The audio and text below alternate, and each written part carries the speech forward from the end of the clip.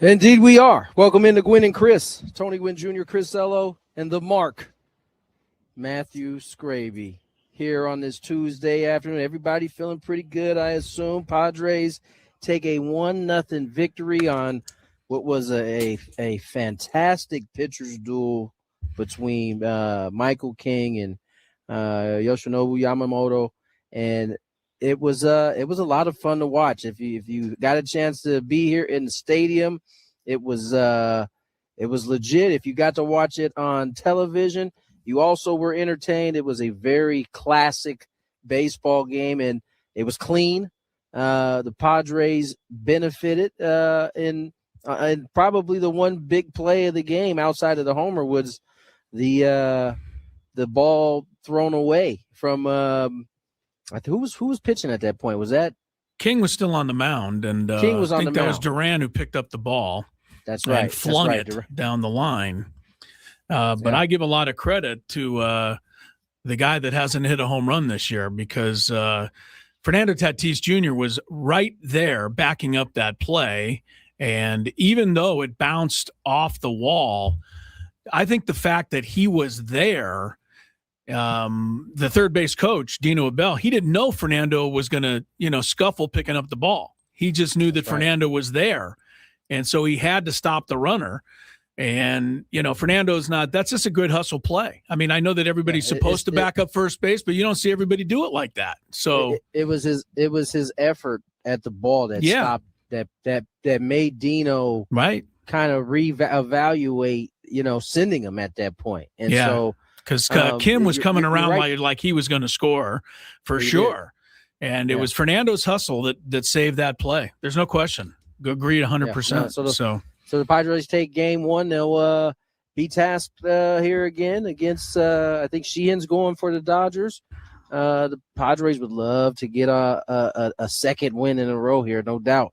I expect it to be very much, you know what, there could be a few more runs to be had depending on I think it'll be more than last night. I'm gonna bet the over compared to last night's score. I think that's fair. Is that safe? Is that safe? Last night. Yeah, I don't know if you saw that Tony, but the last time the Padres beat the Dodgers by a score of 1-0 was 2008. So it'd been a long time since they'd won a 1-0 game over the Dodgers. We're talking 18 years since we came out on the top of a 1-0 score. But the thing that made it great was not the pitching, but the opportunities that the Padres were able to snuff out in the 6th inning, and again in the 7th inning, and again in the 8th inning, and then one last time in the 9th inning. The Dodgers did not go quietly, yet every time they threatened, the Padres had the answer. And it took, the hustle of Fernando. It took, I thought, a great play that probably won't get noticed by Bogarts, getting over there on that hard ground ball by Betts. That ball was slammed toward the hole. That ties the game, but he gets on 2 knees, knocks it down, gets the lead runner at first, got them out of the 8th inning. And Sheets made just an unbelievable diving play there in the 6th inning to keep runners from first and third. And Duran throws out a base runner that also short-circuited a rally late in the ball game. Two of them, one earlier, but one later. So all of those plays needed to be made. And guess what? They were made, and we've talked about this at least 1,000 times. Right? The Padres had an error last night. It was on that one throw by Duran, but they made the plays. And that wins the games. And more often than not, especially when you're playing playoff-style baseball like that.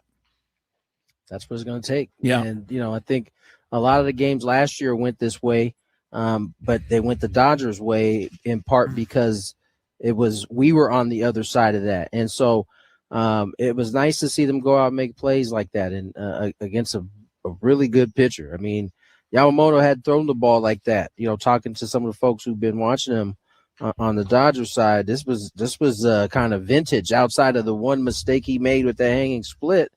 Outside of that, he was really good. But Michael King matched him, went toe-to-toe with him last night. I thought that was easily Michael's best performance, certainly his best performance against a lineup that potent.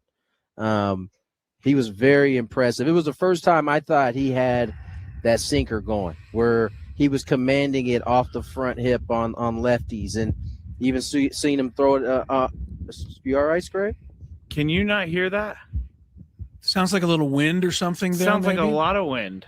Okay, well, You guys can't hear. you. Tony can't hear that. Okay, I hear it. Okay, it's in studio then. Yeah, sorry. I hear it too, but I don't know what.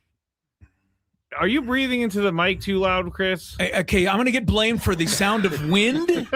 Well, you are breathing, so I'm sorry. Well, I'm glad I'm breathing. Would you care for the alternative? I could stop breathing if you would like. You don't want me to answer that. Just go ahead. I'm going to try to figure this out in case it happens again. I think you're the only one that can hear it. Anyway, my point was that Michael had everything going in last night's game.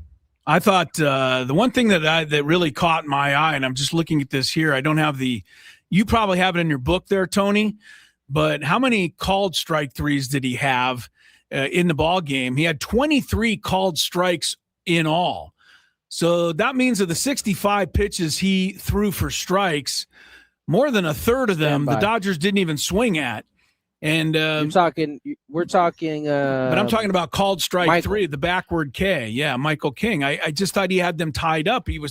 His location was absolutely perfect to the point where, at least on 2 or 3 occasions, he threw the last pitch of the inning and started walking off the mound before the ball even got to home plate.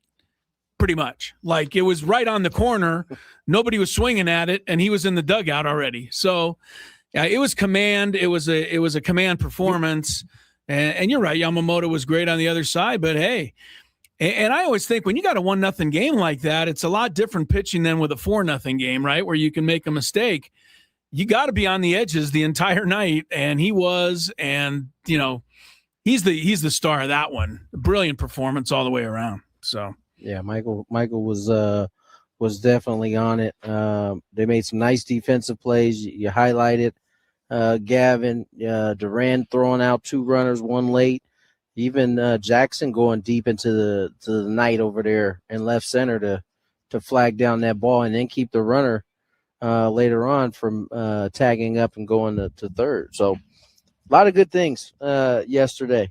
I got one more thing. Go ahead. That I think was better than all of everything we've talked about. Can I guess? Yep. ABS challenge in the 9th. The ADS challenge in the 9th inning was unbelievable. I can't in my mind grasp how differently the game may have played out if Duran did not challenge that pitch. Dave Roberts said so. It goes to 2-0, and now you got to throw a cookie to Will Smith, who hits cookies into the seats. And if you don't, you might walk him, and now the bases are loaded. Miller was obviously struggling. He was overthrowing. We all know what was happening. And Duran challenged that pitch, and he got the call. I didn't even think it was necessarily a pitch to challenge. It was on the inside. I didn't know that he was going to win the challenge until he won it. But I thought that just changed the whole dynamic of the 9th inning. And I guess if Dave Roberts agrees with me, then I must be onto something. So I can't say enough about Duran. He challenged 3 pitches in the game. He got them all right. And we haven't been seeing that this year in that department. But I can't believe an ABS challenge in my mind kind of won a game, but that was huge. Yeah. That's why we have it. So glad that it works properly. Well, that's why we have it, right, Tony, but it only is helpful if you use it right. And I mean, that was just master time to use it. I can't think of a better time to use it. I think that's why we don't see anybody challenging earlier, so that they have them later on in the game. And so that's Rodolfo was on it. He was on it all night. There was some earlier that Jesse and I were talking about. I mean, he could have challenged multiple pitches early. It probably been right, but he chose not to. He saved them for where he needed them. He has an extra experience with the ABS too, because he's been in the minor leagues. I think that's part of it. A lot of people say, "Well, boy, that was a great call by an inexperienced catcher." Oh, he's but in more experienced. In a lot of ways, he's actually more experienced because he's been in the minors using that system for a long time. But I just thought that was huge. You could, I don't know, with Mason Miller, you'd ask him about it today, but going to a 1-1 count changed everything to me. And he got out of that inning. And I mean, Mason Miller. isn't it even better almost when he starts the inning like that you can realize that, you know what, he can still get it back together and win the ball game. I was thinking they better get Montahone up. They better get somebody up behind him here because he's not going to be able to find the strike zone. And he's missing it by 5 feet. But man, Ruben came out there, a little pitching whisper, and a couple pitches later, he had it going again. Made it exciting. Yeah, no, he definitely made it exciting. But that's why you have an elite closer, because they can do that kind of thing. Walk the first couple, and then all of a sudden, bada bing, bada boom. We're hearing. Someone said that the Fister came with Tony back to San Diego, but he hasn't been in the studio. So, the ghost. I do like it hotel. when Chris says no one can hear it except for you, and then like 7 people on the chat are like, "I heard it." I don't know what's going on, so I'm gonna have to send an email to engineering and say, "Why is there a ghost in our speakers?" Did you hear it, Dave? Are you hearing anything? Oh, is Dave breathing into the mic? Why No, do you think a wind sound is Dave- somebody breathing? It's just not even the same sound. You've never heard That yourself is true. breathe. But I don't breathe like that. Tony, can you help me? I mean, I didn't say it was a hurricane in here. Give me a break. This is usually what it sounds like. Yeah.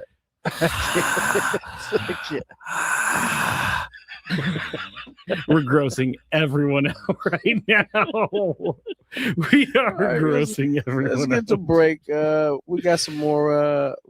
Padre talk on the other side. More Gwynn and Chris. Tune in Thursday.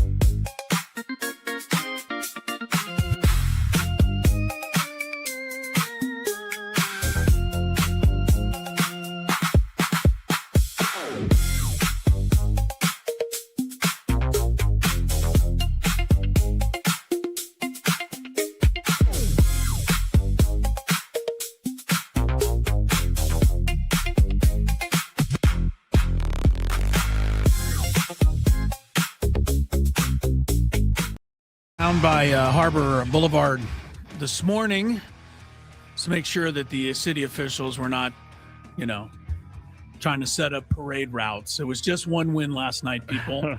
So let's make sure we keep it in perspective. But sure, a lot better than losing the opener to the Dodgers. Padres 1, Dodgers nothing. Game 2 of this series coming up tonight with Griffin Canning looking to throw some strikes and get back in form.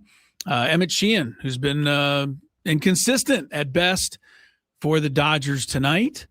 And we got a lineup for you. So without further ado, let's pass that along, see what Craig Stammen has in mind tonight. Skraby. Who's doing it, me? Well, either one of you. You guys can rotate if you want. No, we don't need to rotate. Go ahead, Scrape. You got it. All right. Batting first for your San Diego Padres, playing second base, Fernando Tatis Jr. DHing Miguel Andujar, batting second. Sheets playing left field, batting third. Manny Machado cleaning up, playing third. Xander Bogaerts hitting fifth at shortstop. Jackson Merrill, center field, the sixth spot. Castellanos in the seventh spot in right field. France playing first base, and Fermin catching for Canning. Odd man out today, Ramon Laureano, who continues, I think, even though it might be swinging a little better, not getting the results. And, they're going with Castellanos right now, and I don't blame them. So we'll see where it goes tonight with the lineup. Dodgers lineup, I don't believe is out yet. But let me look. It's still a pretty scary lineup when you've got Teoscar Hernandez stepping up there in the 8th spot and guys like that. I mean, there's no – That definitely crossed my mind yesterday when he came up in the 8th spot. Right, and like the biggest spot in the game, you're like, okay, we got Muncy out, we got this, we got Pajes out. We're at the bottom of the – oh, no. Now it's Teoscar Hernandez, who's, World Series hero type hitter. But, everybody got the job done last night. There was a few things, that I, enjoyed about the last few innings. One of those interesting things, I don't know if anybody asked Stammen about it after the game. If they did, I didn't see his response. But in the 8th inning there, Jason Adam got the first 2 outs, and everything looked fine. And then I see Morejon warming up in the bullpen behind him. And my thought is, well, that's if Shohei comes up, you're going to bring Morejon in, lefty, the whole thing. And Jason Adam walked Hai-Song Kim, and here came Shohei with the go-ahead run. No sign of Craig Stammen. And, Shohei got a base hit there. But Adam got the next guy, Betts, on the ground ball. The thing to me was I didn't if you're going to get him up, why you didn't use him.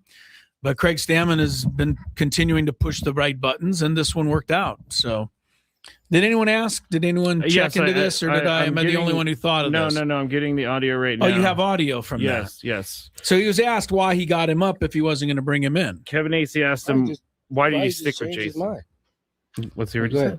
Yeah, stuck with Jason. I felt good about the matchups past at bats between Ohtani and Adam and Betts and Adam.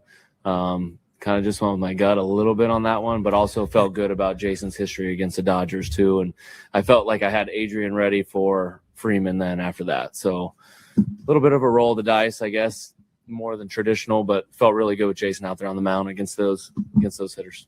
And he got it done. So there you go. And hey, look, I'm all for managing by your gut once in a while. Not everything has to be analytics in my mind. Yeah, there doesn't have to be black and white, right? Like you could get Morejon up, and then as he's processing it, it's like, you know what? I like his numbers better. I'm gonna go with it, and it worked. I mean, I think that's exactly the type of manager you want, is someone that is flexible in using the numbers or the analytics at times, and then sometimes using his eyeballs and past experiences. And so I think that's what he's done. I think that's the strength of Craig Stammen. Honestly, yeah, you're not. This isn't a I wasn't being critical of this. I thought it worked out fine. I just thought it was something to bring up, and it's just part of the little things that happen during the course of a game. But he had it that right. Wasn't about you. Just so we're clear, I wasn't talking to you. Ooh, fight. No, let's just stop it. If there's a fight, I'm going to really start breathing hard. Then you're going to really be in trouble. You're going to get going. We're By the way, I think we fixed it. Hopefully we did. The Bill House Studios. The ghosts are gone for the moment. Here, we know how. And are we going to? Oh, that was. Wait, tomorrow we're going to have more tickets? Tomorrow, yes. We gave away Padre tickets yesterday. But tomorrow we're going to have tickets to, I believe, the game next week the against Phillies. the Phillies. Yes. All right, so I'll have more tickets to give away tomorrow. Got it. Great basketball game last night. Don't know if you taped it or saw any of it over your shoulder, Tony. I was looking at. I saw the 2 possessions. What was it? I think I saw a possession to win it in the 4th in regulation. Yeah, and then I saw a couple buckets in overtime, but I didn't really get to pay attention to it. Well, but it sounds like it was a great game. Well, obviously, Wembanyama was, he is something to behold. He truly is. I've never seen a guy catch a ball at the free throw line, turn around and dunk the ball. Like you normally have to dribble at least once from there. But right. he just does things that you've not seen anyone do. And then, you're down 3 points at the end of the first overtime, and he pulls up from 30 feet and ties the game with a 3-pointer. So if you're OKC, not a whole lot you can do about that. On the other side, the floppers did their thing. Chet Holmgren went banging into the stanchion once. I thought they were going to have to call a paramedic. But as soon as he realized Chet is becoming quite the actor. I mean, really sad. I mean, he covered his eyes like he was honestly, headed for the morgue. And, the officials finally said, you know what, we're not even upgrading that after they looked at it. But he still went back over to the bench and shook his head a bunch of times and get the cobwebs out. Chet Holmgren is like the ultimate actor. I'll tell you what, he'd be better off served actually playing the game. He completely disappeared last night. He was nowhere to be found. And he's, I'll be honest with you. I have whatever respect I might've had for Holmgren before last night, Tony, I lost a lot of it because he didn't even guard Wembanyama. They had Caruso guarding Wembanyama. And that is, to me, is an incredible statement about how much great Caruso is. He's giving a foot and a half away, and he was still doing a pretty good job of it. They're not the first team to do this. I think there seems to be a thought that the little dudes are the smaller guys. Give him more trouble? Give him more trouble because he's not necessarily like a load. Like you couldn't put a small dude on Shaq. He would like literally dunk that dude. Yeah. Wembanyama can be kind of pushed around a little bit. I think that's the strategy. Yeah. Well, Caruso did a hell of a job. Though, it sounds like. Well, Caruso had a hell of a game. I mean, he must have had 5 steals. He knocked the ball away. He created havoc. He scored 31 points. I don't know what Caruso could have done more. He was incredible, but Wembanyama is just a little bit more incredible. And really, the game was basically, I think, lost in the fact that SGA just couldn't score his usual thing. He shot, I think, 7 for 23, something like that. Shots were not going for him, and they were doubling him just like the Lakers did. But as was not the case in the Lakers series, whistles were okay. I think SGA. I'd have to get inside SGA's head, and I'm not. I wonder if all the talk about him flopping and getting all the calls is starting to get to him a little bit.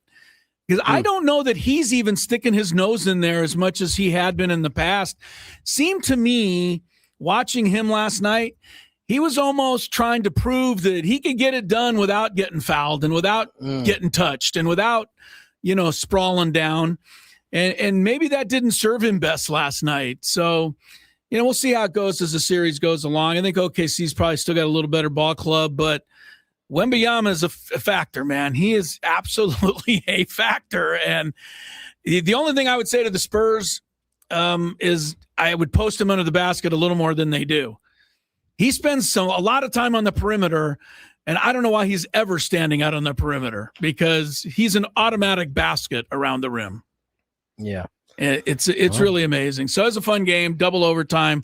Those are always fun. And but everybody got to see a great ball game last night too. And so it's a good night all the way around. How were the behaved crowd last night, Tony? Did our warning pay some dividends? Maybe. I hate to take credit, but I think we might have. I didn't see a whole lot. Good. I didn't see a whole lot. It was a rather it wasn't raucous. You know what I'm saying? It wasn't like people had been like drinking all day tailgate. It was like they came from work and then What they are they showed doing up. And then? Come on. I'm saying it was a good crowd. It was a good, excitable, but not over the top crowd. Put it this way, I didn't see like, typically when something pops off, like a bunch of people start standing up and you can like see it. So I didn't see none of that last night. I could be wrong though. I'm happy to hear that. As an initial report, Xander Bogaerts said last night he doesn't often feel like it's a playoff game in May, but in that ninth inning, after Mason Miller walked those two guys and the stadium being like it was, he said that he felt like it was a playoff game. This is a guy who has played 2 World Series before, and he said the atmosphere was electric last night. How do you, when you're standing in center field and that situation's popped up, Tony, you got a game like this, 2 guys on, nobody out. You give yourself a little pep talk like, hey, hit me the ball.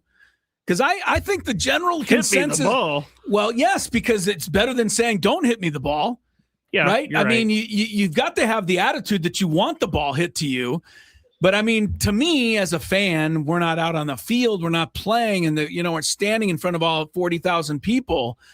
But it seems like a ninth inning like that, you get a little nervous. You're right. You got everybody's on base, a hard hit ball. You make the play. And I think when you're young, you get nervous. Yeah. I think as you get older, you're checking off the things that you got to do if the ball is hit you. So you don't really after you get past the kind of like nervousness part. Yeah. You also are thinking about, all right, if this ball's hit to me, if it's hit this speed, I'm gonna have to go here. If it's hard enough, man, I'm gonna have to let this one go. There's just so many different things. You're going through those scenarios, and I think sometimes that takes up maybe the room to be super nervous as you start to understand what you're supposed to do. But I'm sure at some point, maybe the 2-0 pitch, you're like, oh man, this is getting wild. Right? It's getting a little nerve-wracking here. you might allow yourself to get there for a sec, but then you kind of refocus and get back into what you're doing. You know what I thought was awesome last night? In the ninth inning, Jackson, was it off of Max Muncy? He hit one into the left center gap, and Jackson completely took control of the outfield, knew the situation, caught the ball, immediately went into third. That stuff makes me feel good because they are dialed in on the things that they need to be doing. Well, anybody else find that impressive? He made a good play on Muncy in the ball game. Who's Muncy? Muncy, and then the one later in the whatever. God, just focus on the breathing over there, will you? The breathing's gone. So Adam came in here and said the fix is to unplug it once, twice, 3 times. And by the way, Adam said it is positively not Chris's breathing, so just stop it with the the criticism of you. But he did say that. All right, what are we doing when we come back? I hope we're doing the Fantabulous Sports Game Show. Of course. So that you can, be under the gun. Oh, I'm always under the gun. Because I'm right now the guy under the gun, but that will change when we come back on Gwynn and Chris.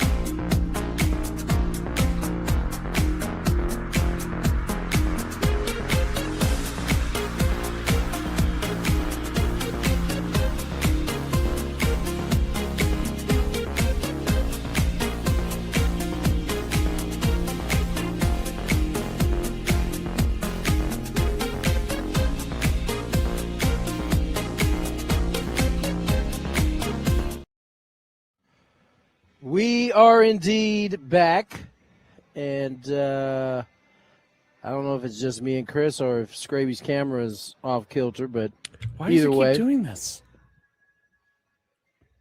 welcome to the show, Skrabe. Thank you. Thank you. I do believe we have a Fantabulous sports game show, and given that Skraby is kind of getting on Chris's nerves, I think Chris is definitely looking forward to this. I'm looking forward to a usual result in this game. He's like a new category, Tony Gwynn Jr. stats. Yeah. We ready? Yeah, let's get to it. Hey, all you beautiful people out there. It's time to play one of our favorite games of the week. All right. We like to call it I'm going to go. Chris's Fantabulous Sports Game Show. And it starts right now on 97.3 The Fan. All right, last week we had a controversial topic, had to do with naming cities where there was only one major pro sports team. You guys managed to fight your way through it. We ended up with a tie last week. Some people are still upset that Anaheim was not considered a correct answer. I've had multiple people tell me that I should have received a point for that. Well, And you were Wait, here but for two one pe- of them. You had multiple people, like two of them? No, I don't even remember who it was last week that came to my defense, but Chris was in the room when that happened. So anyway, that's we are one. going to That's do one. we're going to do a topic today where Tony can just whip you, no questions asked. Oh, there will great. be nothing Great. controversial about this Love one. that. Great. No, actually, Skraby, you are the self-proclaimed fantasy baseball genius Oh, gosh. and 10-time champion or whatever you win. Two-time back-to-back. You know, you win all these You things should and all these dominate this, trophies. sir. Right. This should be your game. There will be no controversy today. It's cut and dry. Either these guys are on the list or they're not. And it is your job today, guys, to name the 30 players in Major League Baseball that currently have double figures in home runs. You are looking for the 30 players that currently have 10 or more home runs this season in Major League Baseball. As luck would have it, there are 15 in the American League. There are 15 in the National League. There's one team that has 3 guys on the list. There are 6 or 7 others that have 2 guys on the list. I will give you all a clue. The Padres have nobody on the list, as Gavin Sheets is their leader with 9. So you will not find a Padre answer on today's list. The 30 guys that have 10 or more home runs, first person to, I guess if you can get to 16, you'd win it. 3 strikes, you're out. Skraby, you want to go first or second today? I don't remember which one. I'll go second. Why not? Going to let Tony go first today. All right, Tony, lead us off. Give us a major leaguer with double figures in home runs right now. Kyle Schwarber bomb. Oh. Schwarber, start with the big guy, 20. By the way, for those who are Schwarber owners, he's not in the lineup again tonight. Oh, no, I need to switch that right now. Out. I think he was sick, missed the game yesterday and today. Yes, he's due to illness. All right, Schwarber is correct. Tony's on the board. Who do you got, Scrape? I'm 10 or gonna more go home runs. With the White Sox sensation, Munetaka Murakami. Munetaka Murakami. Munetaka. Yeah, you almost pronounced it right, but that's okay. Murakami leads the American League with 17. That is correct. All right, we got one each, and we're underway. Tony, guys with 10 or more home runs this year so far. All rise. Aaron Judge. Tony's going there Aaron with 16 Judge. for Judge. He's the number 2 guy in the American League. You guys are starting right at the top of the list and apparently working your way down. You're looking for guys with 10 or more home runs. Scraby, you're down 2-1. Yordan Alvarez. Yordan Alvarez. He's next on the list with 15 home runs. You guys sound like you're just both reading right from the top down. These are the easy so ones. far. All right, we got Schwarber with 20, Murakami 17, Judge 16, Alvarez 15. Tony, your turn. How about a Mr. Olsen out in the ATL? yeah, He's got 14. He's next on the National League list. That is right, Matt Olson with 14 home runs. We got Tony 3. We got Skraby 2. Skraby, you're up. We got 5 down. We got 25 correct answers to go. I'm going to go with the fish, Mike Trout. Mike Trout. He's got 11. That's enough to get him on the list. He is there, the Trout. I always find it interesting that the great Angel player before him was Tim Salmon. I do love that. I like that too. Love it. It's just one of those That is strange good. things. I do love it a lot. The Halos are currently trying to find a kid named Barracuda somewhere, but they cannot go with it. All right, 3-3. Tony, you're up. 10 or more home runs. I think Mr. Buxton is got double digits. Byron Buxton, he's got 15, so he's quite high on the list. That is a lot. The Minnesota Twin. Tony 4, Skraby 3. You guys are doing all right. I don't think really any clues are necessary, nor will I probably ever give you any. Anyway, no strikes. Skraby names the next guy with 10 or more home runs, or he hopes to. I have been trying to get this guy on my fantasy team for 4 years, and he's probably having his best year so far. Elio De La Cruz. Ellie De La Cruz. He's got 11 home runs, which is enough to get him on this list comfortably. Representing Los Rojos de Cincinnati. Man, could they use a closer there right now. Ever since old Emilio Pagan went down, the Reds cannot get the last 6 outs of a game. Old Emilio. I mean, they've lost like 5 games in a row with the lead at the end. And who was it who said that, Tony? That I think it was Alden, wasn't there? Matt Snyder, one of the. But when they talked about, it was neither. It was actually Buster only. Just said, we're not thinking about the fact that the Padres are like one of the very few teams in baseball that got the 9th inning locked down. And there are so many teams that are looking for that, and they don't have it. Padres have always kind of Padres had and that. the Braves, really. The only two rolling. Yeah. What's the common denominator there, Tony? What? They both have good Robert pitching. Suarez.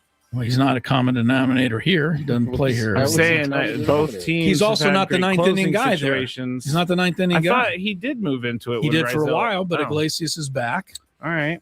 Anyway, you're the fantasy expert, so I shouldn't be telling you. You're right. We're tied at No, 4. you should Tony, not. who you got? Next double How digit. about home Drake run. Baldwin? Drake Baldwin. He He just went on the IL. He will be stalled for the moment. Yes, he went on the IL today, but 13 home runs for last year's Rookie of the Year. He's come back nicely in year number 2. Tony 5, Skraby 4. Still 21 to go. Padres kept this guy in the yard. Randy Arozarena. Randy Arozarena is not on the list, so that is going to be the first Really? strike. Not of on the list? day. How many does he have? I don't know. He's going to have 10. I swear I Don't have saw it 10. on his little graphic that he had 10. I'll look him up right now just to be sure, but I mean, it's not. I typed this list pretty carefully, and I don't think I would leave a guy off. Yes, Chris is actually I'm spending pretty- time putting it onto a Microsoft Word document instead of just printing. Rosarena's only got 4 home runs, That's so I'm it? not even sure. What where did I you- do? Yeah, I came up with What that. did I do? Yeah, it's not even. That isn't even a Oh, contender. that was a massive mistake. It's a strike. That is a massive mistake. It is a strike. Tony, you've got a 5-4 man. lead. Randy Arozarena. That is a massive mistake. I'll tell you a guy. Skraby wasn't lying when he said they kept him in the yard. Yeah, everybody's kept him in the yard, apparently. Yeah, You know who they did I might keep as well in the just say yard? Fernando Tatis Jr. at this point. yeah, that would be Who they- about as good of a guess. Both Who be the wrong. Padres definitely kept in the yard yesterday was one Max Muncy. He's Max got Muncy. double digits. That's a good one. They kept him That's in a the good yard. one, He's got yeah. a dozen. By the way, that slider that old Miller got him in the 9th inning. I mean, I just a pitch like that, and when the guy picks up his bat, Tony starts walking off before the ump even calls it. Like you're tipping your cap to the pitcher. That's all Nasty. you're doing right there. Nasty. Yeah, they're just like, no way I could hit that. So congratulations, you struck me out. All right, Tony leads 6-4. Skraby's down 2 now. Yeah, you're down by 2. You just Yeah, had a dog. strike. Oh, you're right. You're right. Get your weight up. It's a good thing that in the last, my weight is up, Tony. Don't worry about that. We're looking, by the way, for hitters currently with 10 or more home runs in Major League Baseball. I've started watching that thing that MLB puts together, like 45 minutes on all the teams. Not quick pitch, but another thing. And so I've seen this guy go yard a lot. Yeah, Yandy Diaz. Yandy Diaz of the Tampa Bay Rays. It's going to be strike 2 on you, Skrabe. Diaz, is it? He's got 7. What So am I you're- thinking? You're on the doorstep here. What am I You know thinking? what, Chris? What I think he was thinking was his teammate, Junior Caminero. He might have been thinking of I him, and if wasn't, he had been but- ting of him, he would have been correct. I wasn't, but that is Caminero's correct. got 13 home runs. Tony has got a commanding 7-4 no. lead. This is the kind of lead that only you could blow, Skraby, but unfortunately you're on the other end right now. You know what? Keep your opinions to yourself, host. And you're on I didn't see Alex Trebek jumping all over the contestant. Yeah, when they well, got I don't something ever wrong. remember a contestant going to Alex Trebek. Hey, Alex, you want to cool it on the breathing into the microphone? That was I pre-game. don't recall that ever being asked. I never of did Adam, that. Alex Trebek. During So, the Alex Trebek didn't breathe into It's the never mic. happened, so Skraby. It's never happened, buddy. Alex Trebek never breathed into the mic. you know what? I love how he tells me, "Don't breathe." There's a strategy behind that. All right, you're on the doorstep, Skraby. All right, you got I'm 2 gonna- strikes. I'm You need I've somebody been with 10 or saving more this home guy. runs. He's on my team, Langoliers. Yes, Shea Langoliers is correct, but it might be too little, too late. It might be. It's now 7-5. Tony Gwynn Jr., give me a double-figure home run guy. I think we saw this young stud come through not that long ago. How about Jordan Walker? Jordan Walker. There's yeah. another guy on my team. He's got 13 home runs. I mean, this is the sad thing, everybody out there, that you don't get. Skraby is the self-proclaimed fantasy genius, number 1. Number 2, all of these answers are guys on his team, and he doesn't think of them. I mean, it's not not that I like a don't think of triple them. whammy. For some reason, I do not have a photographic memory when it comes to stuff like that. I cannot For remember some who's on my reason, he team. said. Like when someone goes, "Who's on your fantasy football team?" I'm like, I Yeah, don't know. Actually, let me pull out my app. It's pretty funny. You do seem to know because you talk about your people endlessly. Yeah, you do. Well, Yeah, the you ones do. that are I had great. him on my team. The ones that are That's on my great. team. Tony, you don't have to sit in the studio with him during baseball season. Schwarber, another no, home run. Jordan Walker, another home run. You think that Skraby is 8 miles ahead of the pack the way he talks over here. Oh, Brandon Lau just hit another home run. Oh, that was even a hint. It's your turn, Skraby. That Do you want to definitely take sounds one? like Skraby. Too. I'm That's the gonna funny part. I'm gonna go with Brandon Lau because he Brandon was on my Lau, fantasy very good, team. Skraby. Okay, and he's on your team. You should have And I guessed do him. have him written down just for the sake of the game. Well, that's good. I'm giving it to you. It's Whatever. 8-6. Tony, you're up. I made a mistake there, but hey. How about the San Diego Mickey Moniak? Mickey What am I Moniak, doing? another I'm across the canyon. He goes to your high school, Skraby. You still don't have the answer.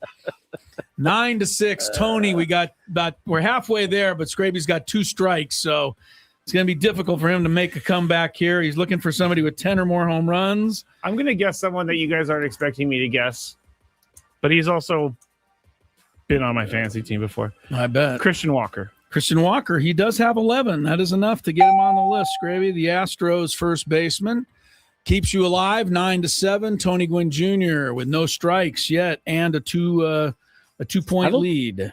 I don't think we guessed Schwarber's other teammate, Bryce Harper. Bryce Harper, he could not possibly See, have 10. I wasn't sure. Yeah, Yeah, he's got 12, so he's on the That's pretty list. good. Bryce I wouldn't Harper's- expect him to have 12. Honestly. He's having a pretty good renaissance. good year. Yeah, he's at 922 on the OPS. I think who was the guy who said he was no longer very good? His Dave GM. Dombrowski. Why do you even if that's right, why do you even say that? A guy You that like should. won MVPs for you. Like I just people I don't get it sometimes. He certainly forgot that home run off of Robert Suarez that Bryce Harper hit. None to of put us him have in ever the, forgotten the it, World man. Series. It broke our hearts for sure.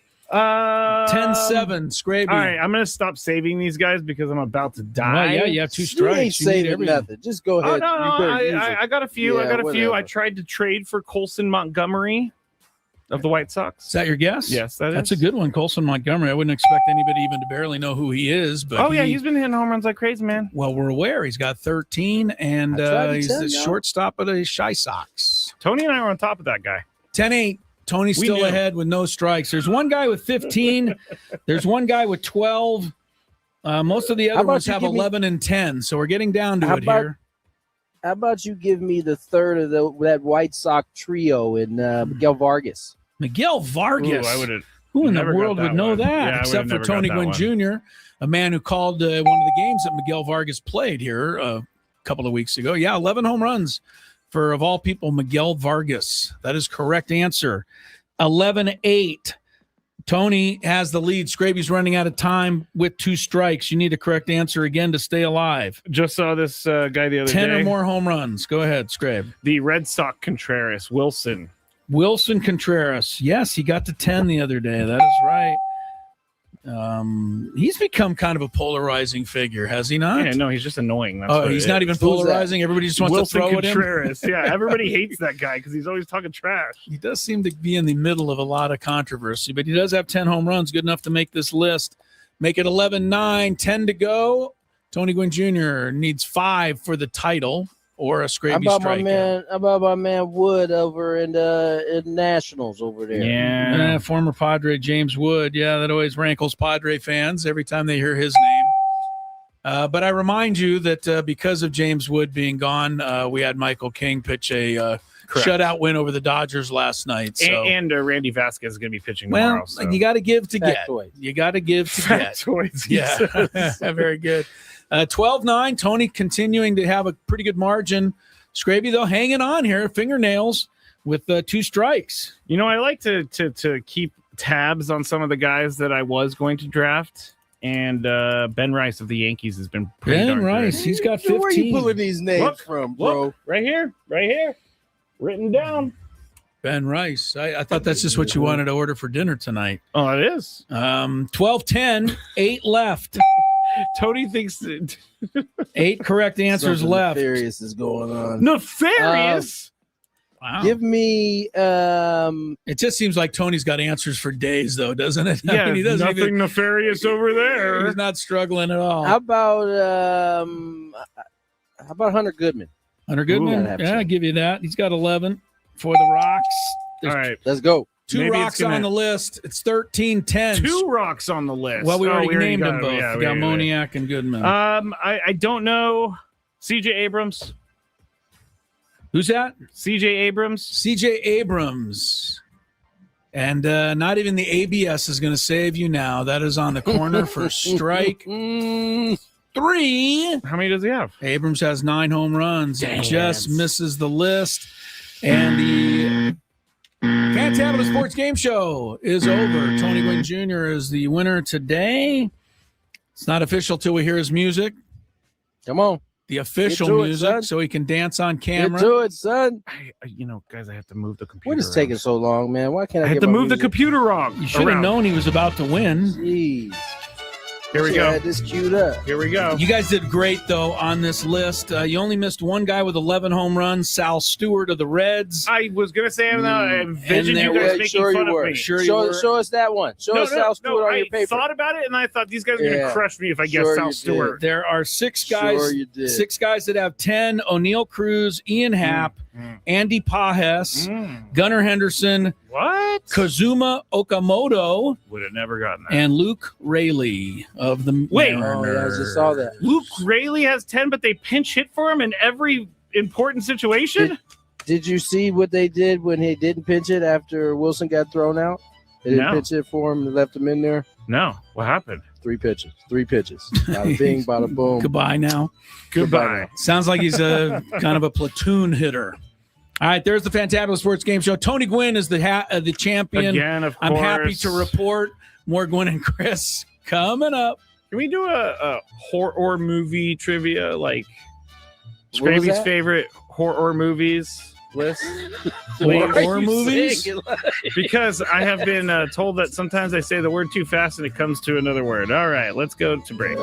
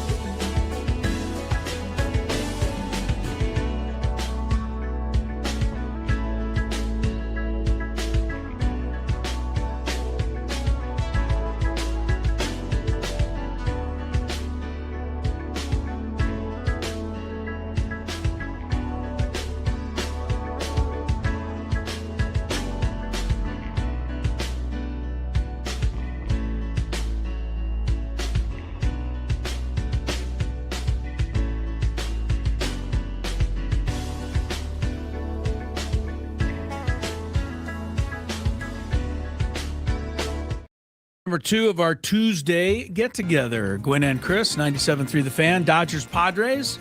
Game 2 coming up this evening. Tony and Jesse with the call. Down there at Petco Park, Dave Marcus will be the producer of the radio show tonight. Sam Levitt has the pregame activities at 5:40. Skraby and I and Tony keeping you company until then. Broadcasting live from the Bill House Studios where we know how. Some bad news for the Dodgers today. I guess they're looking at it as good news and bad news. But evidently Tyler Glasnow had a setback in his rehab from the back, tweaking his back injury that put him on the injured list. And the Dodgers say he's been shut down for the time being. I mean, I know this is all he can say, but I had to laugh when I heard their general manager. Who's their general manager now? Tony? Which is Ben, you're not somebody? talking about Friedman. No. You're talking about I think you're talking about Barnes, right? Yes, thank you. The new guy. Barnesy. Yeah, I guess I should know. He's been their GM for a little bit, but I guess I should know let me look him up. I'm looking. You keep talking. No, it's not here. Not him. Brandon Gomes. That's who it is. Anyway, Brandon Gomes said, we're not really concerned at all about Glasnow. Really? But you're just shutting him down for the hell of it then, but there's no concern with him long term. I think that's interesting. There probably should be a little concern, I would think. But the other one is that Blake Snell is having the surgery on the left elbow. The Dodgers are trying to turn that into a positive by saying that he's having the same elbow body removal surgery, that loose body removal that Skubal had. And since Skubal may be back in a month or two, maybe Blake Snell will be back in a month or two. I've been reading all about this nanotechnology on Skubal. Yeah, so I was going to say, Skubal's already throwing, like as we speak. Yeah. So we'll find out. I mean, he's clearly doing pretty well. It sounds like Blake's surgery is the same, whereas Diaz's was more invasive. So he's going to be out longer. I actually heard Dave kind of talking about this during his presser yesterday. But I believe in terms of the back and Glasnow, I believe they're not worried about it. But remember, their idea, or I don't know if it's been their idea or how it's worked out, but they've shut pitchers down early in the season only to have them fresh going down the stretch. And whether that was just kind of circumstance or whether it was planned, seemed to work in their favor. So I can see why, Gomes is saying, Brandon's saying that they're not really worried about, they're not necessarily worried about Glasnow because they know when they get him right, he'll have less innings on him and they'll be rolling. Now, the drawback to that is if the Padres take full advantage of that, they could end up running away, could end up costing them a division going about it that way. And that's what would change maybe change a team's behavior on those type of deals, right? Wouldn't it be just you roll the dice on it one too many times and it ends up backfiring on you. You might think differently about it. Wouldn't it be just so spreadably cozy if the Dodgers would spreadably cozy, just so I've never heard that word. Yeah, I know you haven't, but it would be such just just trying to breathe. Okay. What is happening? I'm breathing because if I don't breathe, I'm going to go over there and wring your neck. So I'm counting to 10. Isn't that what they teach you in anger management? I don't know. I've never been. You've been really bothering me today. He said you're really bothering me today. I just think it'd be wonderful if the Dodgers set all of these guys out with the idea that they'll all be healthy in September and October, but they just fell so far off the pace that they didn't need those guys in October. Oh, that would be wonderful if that could just happen once, but I know it's not really possible. Dodgers have the same lineup tonight as they had last night, by the way. Yay, if less you're wondering. work for me. Yes, just copy, Tony. Copy and paste. Yes. It's funny when you said that I was literally lassoing last night's lineup. And there you go. I was just getting ready to hit copy. Yeah. Yep. Wow. Copy and paste. Last night's lineup, the same for the Dodgers tonight. We told you the Padres earlier. Fernando's back in there at second base. Some people wonder, why is Fernando batting leadoff? I don't really see a whole lot of better options right now. Yeah, where do they want him to bat? Ninth? I don't think they want him to bat at all. I mean, I would imagine there's some people want who to get think rid of that. him. A ghost hitter? Is that I'm what not- we're doing now? Well, I mean, what's the difference between that? No, never mind. I'm not going that. I'm not going that route. I mean, right now, you come into the game tonight, you got 4 guys that are swinging the bat well, and that's just the facts. I mean, you got Andujar in the 2-hole, you got Sheets in the 3-hole, you got, Castellanos a little bit more when his guy is on base. Ty France has been swinging it well. Xander's fallen off a little. The rest of the guys are all rusty gate at the moment, but you got to keep going with them. These are your guys. And you got to hope that, you got to assume that they're going to get hot here at some point. Last night, didn't need anybody I think you hot. could say the same thing in the Dodgers lineup. Right. About 4 guys swinging well. Fair enough. And yeah. I think that's why this matchup it's kind of perfect timing for the Pod. So we'll tonight will be good though. We get a chance to see Griffin coming off of a really rough one his last time out, and he's pitched well here in this ballpark so far. So I'm looking forward to seeing him back out here. Emmett Sheehan will go for the Dodgers tonight, a battle of right-handers in Game 2 of the series tomorrow. Shohei will pitch for the Dodgers. Dave Roberts is saying already that he's planning on having Shohei hit tomorrow night, along with pitch. Is something he has not been doing recently, but planning on using Shohei tomorrow night. We'll see where that goes. But, let's beat him again here tonight. Should be some more runs on the board with these 2 guys. 1-0 would be surprising if that happens again this evening. But again, it goes back to last night. I want to just run through these things. 6th inning, Dodgers get the leadoff man on Pajes, but they get Teoscar to hit into a double play. So 2 out, space is empty, but Kim singles to right. Then Ohtani hits that little tapper out in front of the mound, and Duran, fields it, probably trying to do a little too much there, Tony. I don't think he could have got Ohtani, but he went for it on the big throw. It's short hop past Sheets. And again, if Fernando's not hustling over there and not just backing it up, but hustling after the ball, really being on it, Kim, I think, would have come around and scored and tied the game. But they had to hold him because Fernando was there. And then Fernando did have just a momentary bobble, but by that time it was too late to get Kim going again. So, I credit the hustle of Fernando in that inning. In the 7th inning, you get Freddie Freeman walking on the old challenge, and then Tucker hits a base hit to right field. They're going to have 1st and 3rd, except for Sheets makes an unbelievable play. I mean, a diving stop and gets the force on Freeman. Tucker ends up stealing 2nd, but he dies at second base. 8th inning, you get 2 on, 2 out. Betts just slams a hard ground ball, to the right of Bogarts. He gets over there, gets down like a goaltender, really, Tony, blocks that thing, gets the force on Ohtani to end that inning. And then we all know what happened in the 9th inning after the 2 walks. Duran, I thought, kind of changed the complexion, everything with that challenge on the pitch that made the count 1-1. And then Miller got Will Smith. How many times has Will Smith broke our hearts, by the way? A lot. Yeah, it was nice to see him finally not break our hearts there. Muncy just basically, I think he was almost wanted to just hand his bat as he's walking off to Mason Miller and say, "Here, you hit that," because there was nothing he could do with that slider. Would you blame him if he did do that? No, exactly. Yeah, it was such a good pitch. Such a good pitch.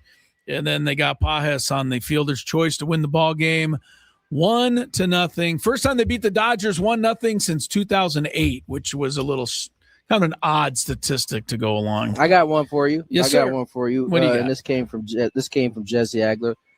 Last time the Padres won 1-0 on a 1st inning home run, as they did, was 1997, May 3rd. Whoa. You want to guess who hit the homer? Sure. Your dad? Yeah, it sounds like either him or Marvell Wynn, but I'm going to go with your dad. He did indeed. 1 for 4. Tony G. Wow. Who did he hit it off of? Might as well get the details now. Get some Good deets question. Let's see. on this one. 1997, huh? Oh, Dustin Hermanson, Oh, former Padre, I remember believe. old Hermanson. Was he with the, let's see, Expos then? He was with the Expos then, yeah. Yeah, Expos. Wow. There we go. Never heard of old Dustin Hermanson. Tim Worrell went 7 2/3, and then Trevor came on for the 4-out save. Wow. 1-0. Even 4-out saves back in 97. Oh, I bet you Trevor was ready to pitch the next day after that, unlike these guys. Look, hey, that's crazy, though. And credit Jesse Agler for staying up all night, pouring through every box score since 1997 to find it. Because it is possible that I imagine Jesse would have done that. Jesse has a basement with just books of baseball he does. that he goes through, and he's like, I got to find a stat. I don't think so. Nah. He's It got looks it like all. the Hall of Fame thing. He's a tech guy anyway, so he would need he a would book have for it all that. on the computer. That's but he's true. got most of it up here, man. Jesse's on it. We know that. All right, Tony, have a great call tonight. And Thank you, gentlemen. I'm going to head down to the ball game, so I'll pop in and we'll say hello. So I'm warning you guys ahead of my arrival. And we'll come back with more Gwynn and Chris. Don't go anywhere. Lots still to come. From the Gate 5.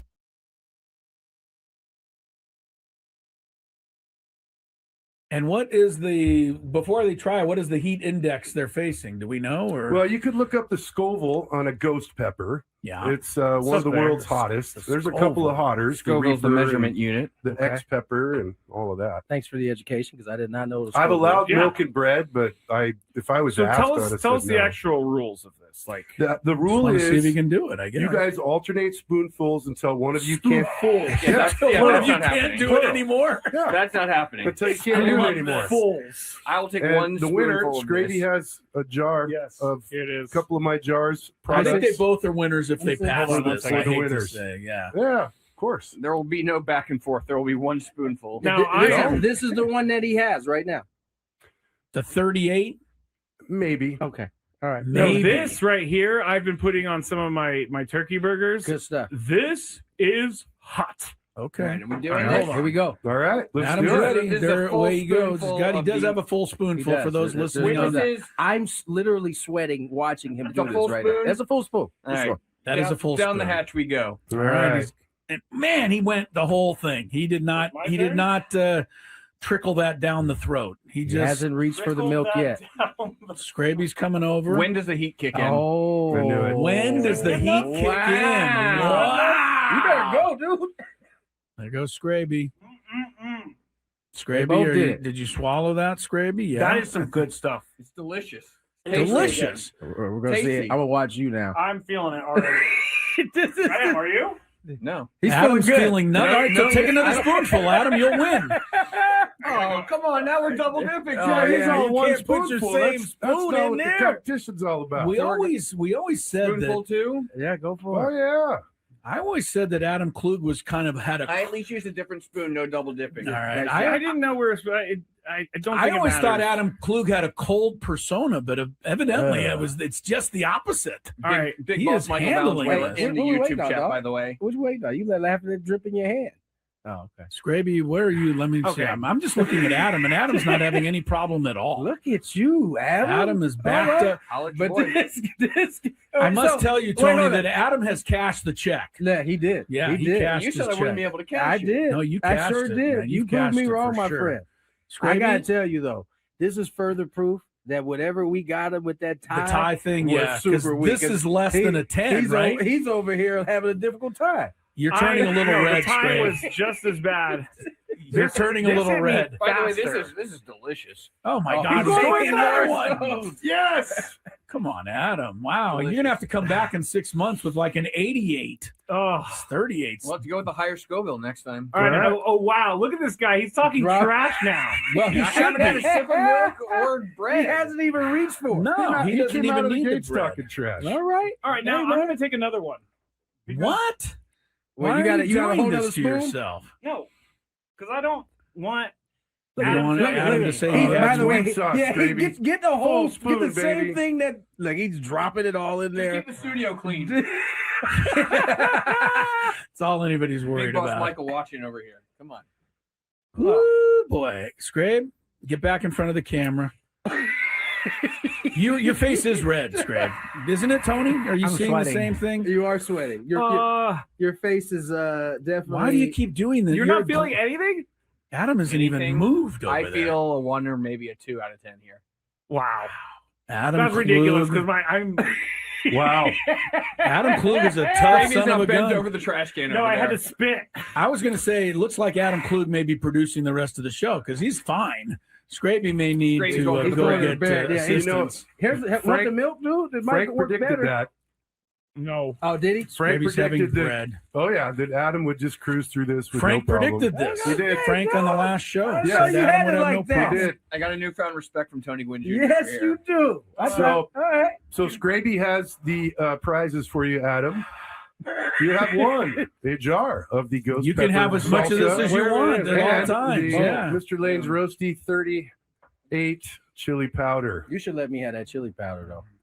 I think I do. I think I would do more damage. Started with off this. giving me the mild.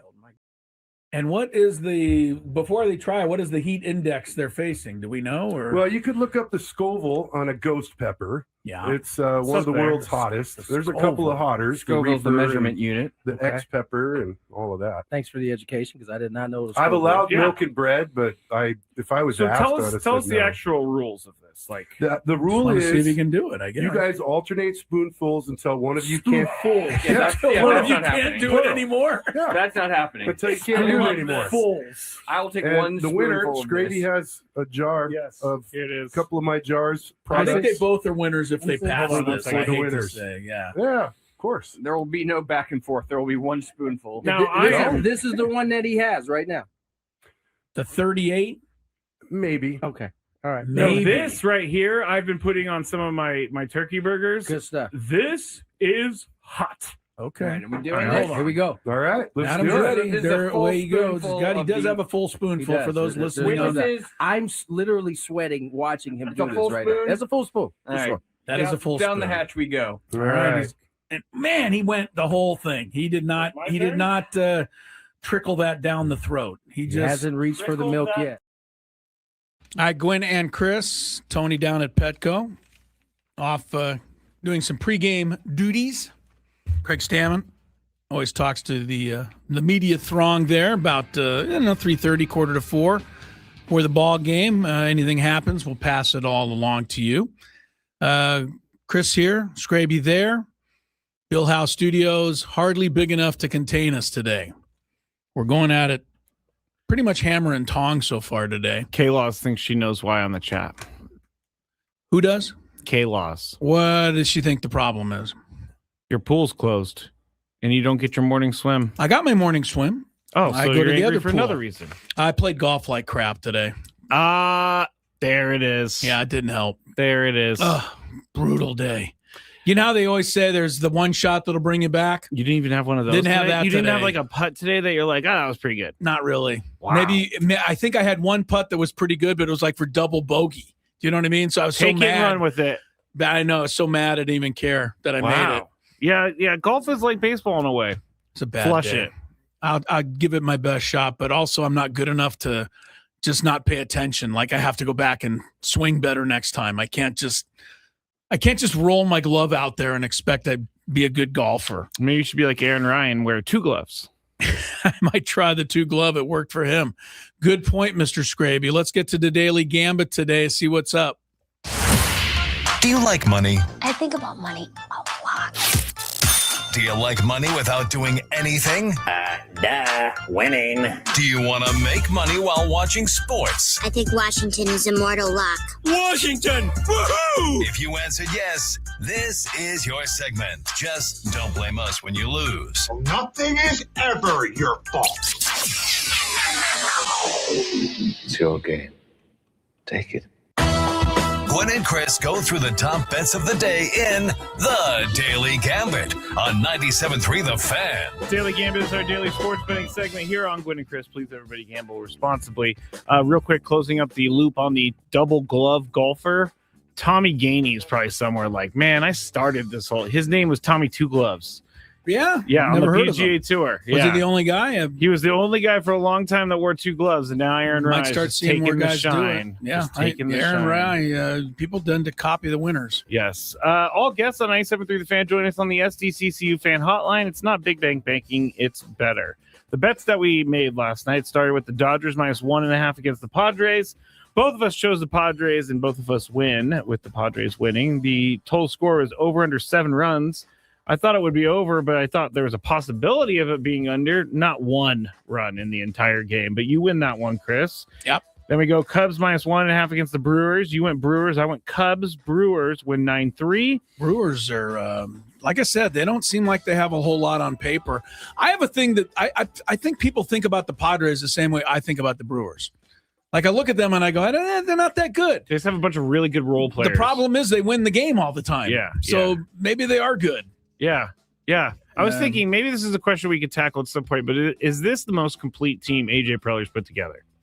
I think the answer has to be yes. You do? Just because of all the guys that are coming off the bench that are helping. I'll give you that part of it, but I think the other part of it is if they're a complete team, they'd be like first or second in hitting, and they're last in hitting. They're hardly. I guess you're right there. They're not really complete. I'm just purely looking at the record. You're but looking at the roster, I think, but not the hitting and pitching. That's true. That's true. All right. The next one was who had more strikeouts, Yamamoto -1 or Michael King. We both went King. Yamamoto had 8, but minus that 1 is 7. King had 9. So we King win. was so good. Yes, he was. Tatis plus Machado plus Merrill over under 2.5 hits. Chris went under. I had faith and went over. I should not have had faith because Fernando was the only one to get a hit last night. Of the 3, and I believe it was an infield hit too. I mean, I'm not taking it away from him. It's a hit, but it seems like a lot of infield hits these days. The 3 of these guys have, the experts say, have to get going for us to win. Except they're not going, and we win anyway. So I don't know. It's a conundrum, Chris. It is. OKC -6.5 against the Spurs. We both went OKC. Spurs ended up winning this one by 7, 122-115. Great game. Total score over under 221.5. You went under. I went over. Hard loss for those under bettors because the score was like 30 points under. Oh, and then they went to double overtime. Yeah. So that's hang with them if you bet under. Yes, it was 237 total. SGA over under 9.5 free throw attempts. We both went over. He had 9. I know. How do they even get that right? SGA was not himself last night. I said it earlier. I think he's got to start throwing himself in there and falling down again. He looks like he's trying. You've been crushing him, and now you want him to do it? It seems like he's almost trying not to do that now. Well, everybody's been yelling at him about how stupid he is on the court. Yeah, it seems like it took away from his game last night. He did not look great last night. It'd be interesting to see if we – no, I think that he's trying to do right by, improve his image. But it's, it's kind of one of those things. He needs to fall down all the time to – perform at his best. Some of those Wemby, it's unfair that Wemby's as athletic as he is like 7'5", but some of those just throw it up to the hoop and he just boop. It's just so easy. I don't mind those. The ones that just get me is when he gets about the free throw line, he turns around and just dunks the ball from there. That's His not arms are very long. You're not supposed to do that. Nobody's supposed to do that. Reggie Miller last night was going a little crazy on the telecast, and it was my guy Mike. Breen? No, the ESPN guy I don't like. He did the Super Bowl. He does everything. He thinks he's great. Tirico? Yes, Mike Tirico is doing the game. And Mike Tirico said to Reggie Miller, he goes, I like the look on your face when Wemby does something. And Reggie Miller said, well, it's because he's doing things none of us have ever seen. Yeah. There's going to be a reaction to it. Reaction is right. Yeah. Final bet, we made Montreal at Buffalo -1.5 on the puck line. You went Montreal. I went Buffalo. Montreal wins 3-2. I said it was going to overtime. It did go to overtime. And Game 7 overtime, pretty exciting. But Montreal got it done on the road. So the Canadians advance. All right, here we go to tonight. Who do you think's favored, Dodgers or Padres? The Dodgers are favored. They're always favored by 1.5. What are you going to do? You're first. I'm going with the Padres again. Stay with the Padres again. I'm going to jinx it. It would be great if we swept the series, but it never works that way. I think the Dodgers will probably win tonight. I'm going to take the Dodgers. I hope I'm Mark wrong. this. Yeah, I know. I set myself up for Mark the anguish. this. Dodgers, Padres, 8 runs total. Probably 9-0 Dodgers. I'll take over. My goodness. I'm joking. Stop. Mark this. Did you go Mark over? this. You really did go over? I did win. I'm over on that. one, yeah. I'm going to go the opposite and go under. Under. Okay. Phillies look for their 6th in a row at the Reds. It's actually at Philadelphia. No Schwarber in the lineup. Phillies are 16-4 under Don Mattingly. It's pretty good. Seems like he's turned things around there. What do you got? Phillies a favorite, I'm assuming? Yes. Reds have been slumping Yes, they because have. of the bullpen has been a disaster for them. I'm going to say the Phillies keep going. Phillies minus 1.5. I'll take the Reds tonight. They got the fireballer Burns on the mound. Dylan Cease, strikeouts at Yankees, or Jacob Mizorowski, strikeouts at Cubs. Got your 2 fireballers both pitching tonight. Dylan Cease has been money with the strikeouts. He really Skraby. has. He's been great. Mizorowski's good, but you know what? Mizorowski will probably get a tummy ache and have to come out of the game. He's going to have a cramp in his quad. Whatever. These guys are such babies. I know it's easy for me to say because I don't have the cramp, but I mean, cramps do hurt, but you're make up a better athlete. reason. Make the guy look like he's just whatever. He's give me elbow soreness and then have him come right back. Right. I mean, he's got a cramp. Am I kidding me? My quad hurts. Hey, what are you going to come out tonight with a sore tooth? I mean, hey, those things hurt, man. That's true. Rory McIlroy withdrew from a tournament one time with a sore tooth, even though everybody knows it was because he was playing terrible. No, teeth are no Teeth are joking bad. matter. Teeth are bad. I'm going to take Cease over the wimpy Mizorowski in strikeouts. Mizorowski has been getting so much press. He throws 103 every pitch. How? I don't know. Look at the guy. He does. He's a string bean. Has he ever lifted a weight? I'm not sure. He should try. How he buggy whips that frame ball in there, I don't know. But he's getting articles like, this is the hardest throwing starter we're ever going to see. I don't know about ever. There's no ever with these guys. I'm going to go Keep getting Mizorowski. faster. You're going to take Mizorowski. He's going to have 13 Ks and then he's going to come out with a cramp. My fingers hurt. Oh my God! His shoes might be on too tight. He might have to take him out in the first inning. These guys, everything's got to be perfect. Hat's a little tight tonight, Coach. You're out. Sorry. All right, here's an interesting one for you, Skrabe. Let's see how much kind of faith you have. Shohei Ohtani minus 1.5 over Fernando Tatis Jr. We're talking runs plus hits plus RBIs. Tonight's game. Ohtani. Fernando. I mean, Fernando hits a home run, he'd win the bet right there. Yep. Problem is, he's. People might be aware Fernando hasn't homered in a while, so I think I'll mention that. Ohtani minus 1.5. I hate to do this, but Fernando's showing me nothing that he could win this bet, so I'm going to go Ohtani. I am too. Sorry, Fernando. I mean, you got to show it. We can have faith in you at the moment. Game 1 of the Eastern Conference Finals tonight. Should be a good series.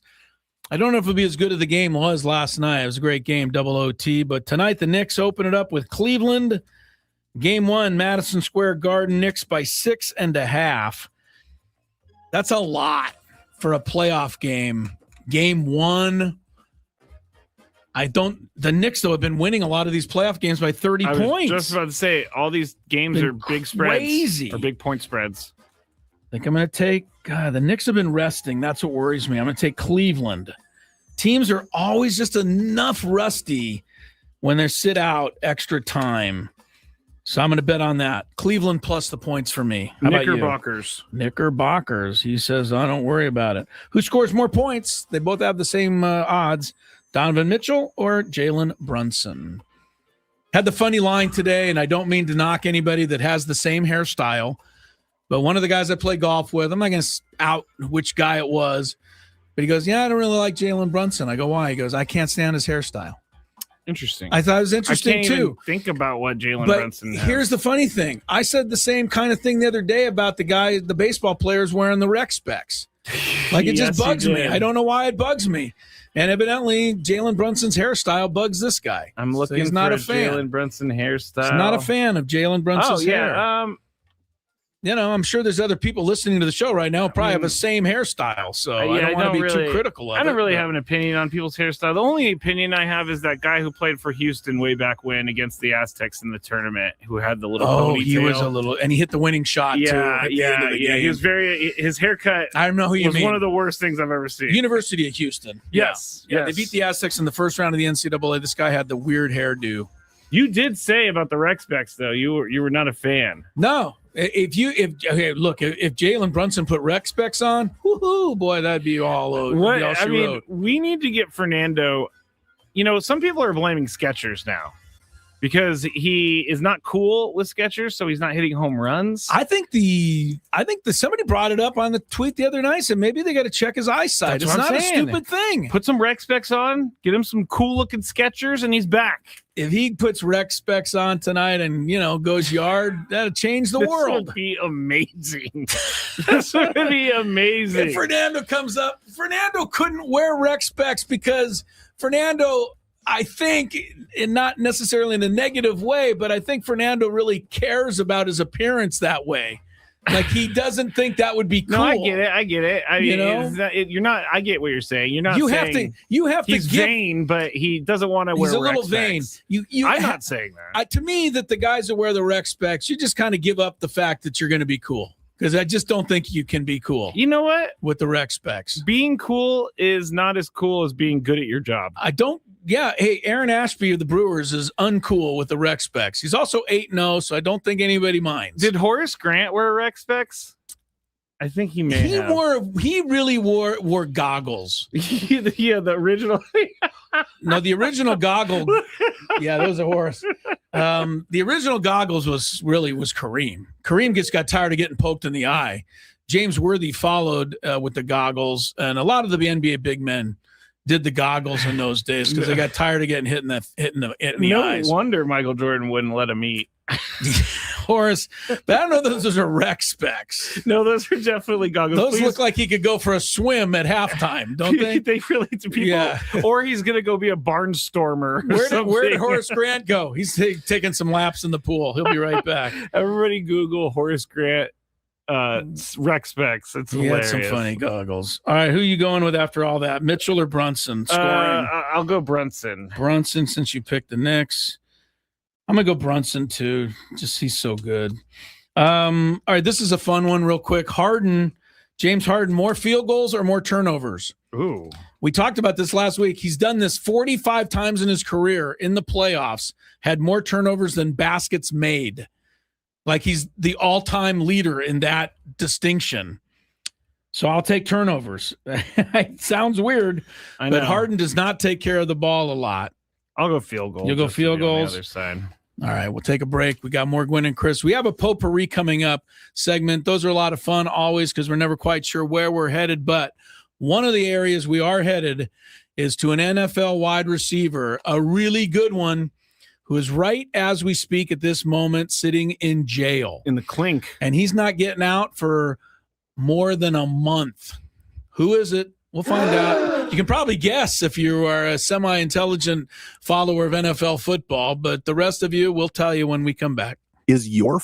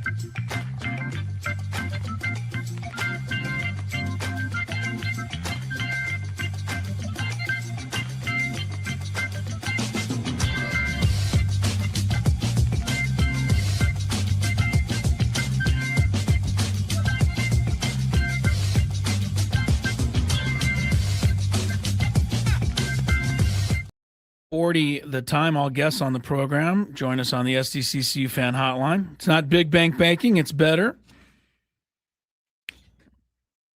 That's for guests. Not having a guest right now. Instead, we're going to do a little thing we like to call sports potpourri. And Skraby's going to start it off. After we check some traffic, we'll let you know who the NFL wide receiver is that is right now sitting in a jail cell.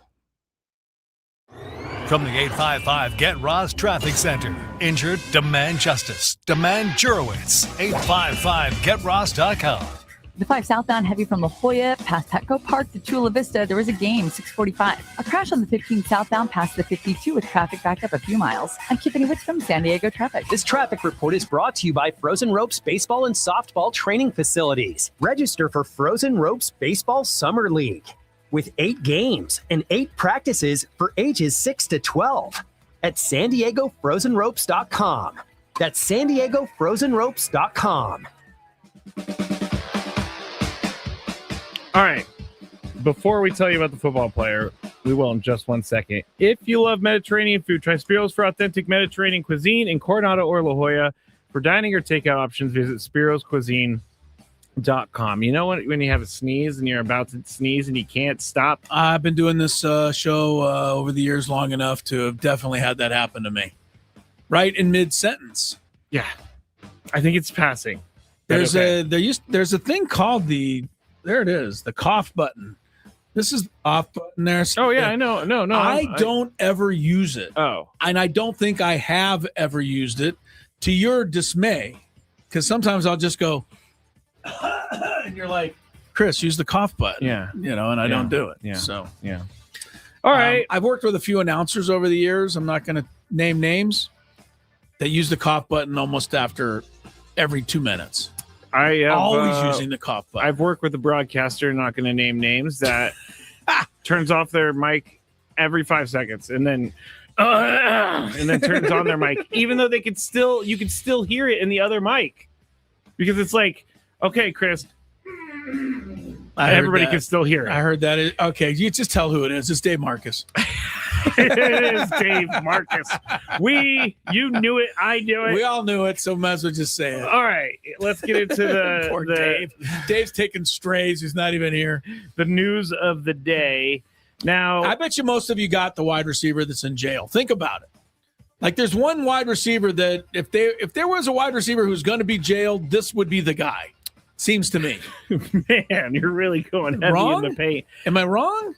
There's a couple guys. Who else would you put in? All right, give me a couple of guys that are in the running that it's not. A wide receiver. If you were to say which wide receiver got arrested today, he would be on the list just because of his priors. The guy that is? Or would you put Tyreek Hill on there? Oh, I just admitted it. It's Rasheed Rice from the Chiefs. But would I put Tyreek? Yeah. Tyreek would be a possibility. How about Stephon Diggs? Always seems like he's in trouble. Even though he just got, it was proven that he didn't do anything to this woman and she accused him anyway. But he still seems like he's in hot water a lot. But the answer is Rasheed Rice. Yes, Rasheed Rice. He has apparently failed he's violated his probation by testing positive for marijuana, and he has been ordered to serve 30 days in jail, and he's going to be released from custody on June 16th, 2026. Now, you may ask, how did this happen? There's not many details, but what do you mean what happened? He's not allowed to smoke pot, and he tested positive for smoking pot. Which is also that's not even a question of how this happened. That's how it happened. In the NFL, here's my thing with this whole issue. Are the Chiefs going to continue to enable him? Because at this point, I think they are enabling him. He's now in jail, missing OTAs and voluntary activities. Yeah. But he's supposed to be on the straight and narrow. He's supposed to be just keeping his head down. Now, is smoking weed the worst thing in the world? Absolutely not. But is it against his probation? Yes, which means you cannot do that. So I have no issues with him going to jail, but I need the Chiefs to take a stand. Stop enabling him once and for all. I'm with you, Skraby, 100%. I would have gotten rid of Rasheed Rice a long, long time ago. And I know that everybody deserves a second chance. You know what? He had a second chance. the night that he drove 119 miles an hour and caused a pileup that led to injuries of lots and lots of motorists. He had a second chance right then and there to right the wrong, but he fled the scene. He didn't even stay around. He hit and he ran. And only after, time went by and they had film of, on camera that it was him doing it, then the mea culpa. Oh, I'm so sorry. I messed up. Dude, you only messed up when we caught you. And this is not the kind of person I want with my organization. Go let him play for somebody else. But we know how the Chiefs are, man. They enable guys all the time. They've been doing it for years and years. They signed, Kareem Hunt after everything that he's been through. I guess it's good for Kareem Hunt that he got another opportunity in some ways, but when do we finally hold these people accountable for the mistakes they make? I think everything is a case. And you're right. You're right. The smoking pot isn't bad, but you know what? Guess what? It makes you pretty stupid if the cut and dry rules of her probation say you can't smoke pot. Why don't you just walk up to the police and say, "Hi, I'm turning myself in. I'm stupid." Because he smoked pot and he got caught. And now he's in jail. And the Chiefs can't wait, I'm sure, for him to get out, although they haven't made a statement yet. They haven't, but there's going to be a point where they're like, all right, this guy is causing way too much stuff off the field. I also want to, Really? You really think so? Deshaun Watson is about to be the starting quarterback in Cleveland this year. We're not talking about Cleveland. These teams have no shame when it comes to winning games. You know it, and I know it, and they prove it over and over and over again, and that includes the Dolphins, who enable Tyreek Hill. So I'm not picking on other teams. I'm picking on my own as well. I think that people should the way it is. It's a case-by-case basis for me. As if people get second chances, if you kill someone, you're not getting a second chance. Henry Ruggs, I'm sorry, you should never play in the NFL. I'm not sorry. You should never play in the NFL. How long again. does Jaylen Brown get to keep playing for the Eagles? He did the exact same thing. Jaylen Brown. Not Jaylen Brown. Jalen Carter. Jalen Carter. He did the exact same thing at Georgia. He mea culpa. I'll never do anything again. He spit on a guy. It's okay. I know it's a tiny thing in your mind, but enough already. Isn't there somebody else who can play defensive tackle who's not a schmuck? This is my thinking. How many times can he sack the quarterback? You're right. Well, what did we say yesterday about Mike Vrabel versus Urban Meyer when we were talking about Urban Meyer being, tossed away to the trash for whatever reason? Mike lady sitting on a girl, 19-year girl sitting on his lap while his team was flying home from a game. That's the lasting memory of Urban Meyer. That and he was 2-11. Last thing, Josh Lambo. Okay, that too, but that still is not any worse than Mike Vrabel, the embarrassment he's caused to his family and the Patriots. But he was in the Super Bowl last year, so they stand behind him. Yeah, I'm very curious to see what happens with this whole thing. So we will definitely keep you up to date on what's happening with this. I feel like we're picking too hard on Rashee Rice in some people's minds out there. But I also want to say that he is a bit of a poster boy for what we're talking about right now. He said he had his whole life together. He said he learned from all this. It was not, and okay. And what you said is right. Smoking some pot is hardly a terrible thing.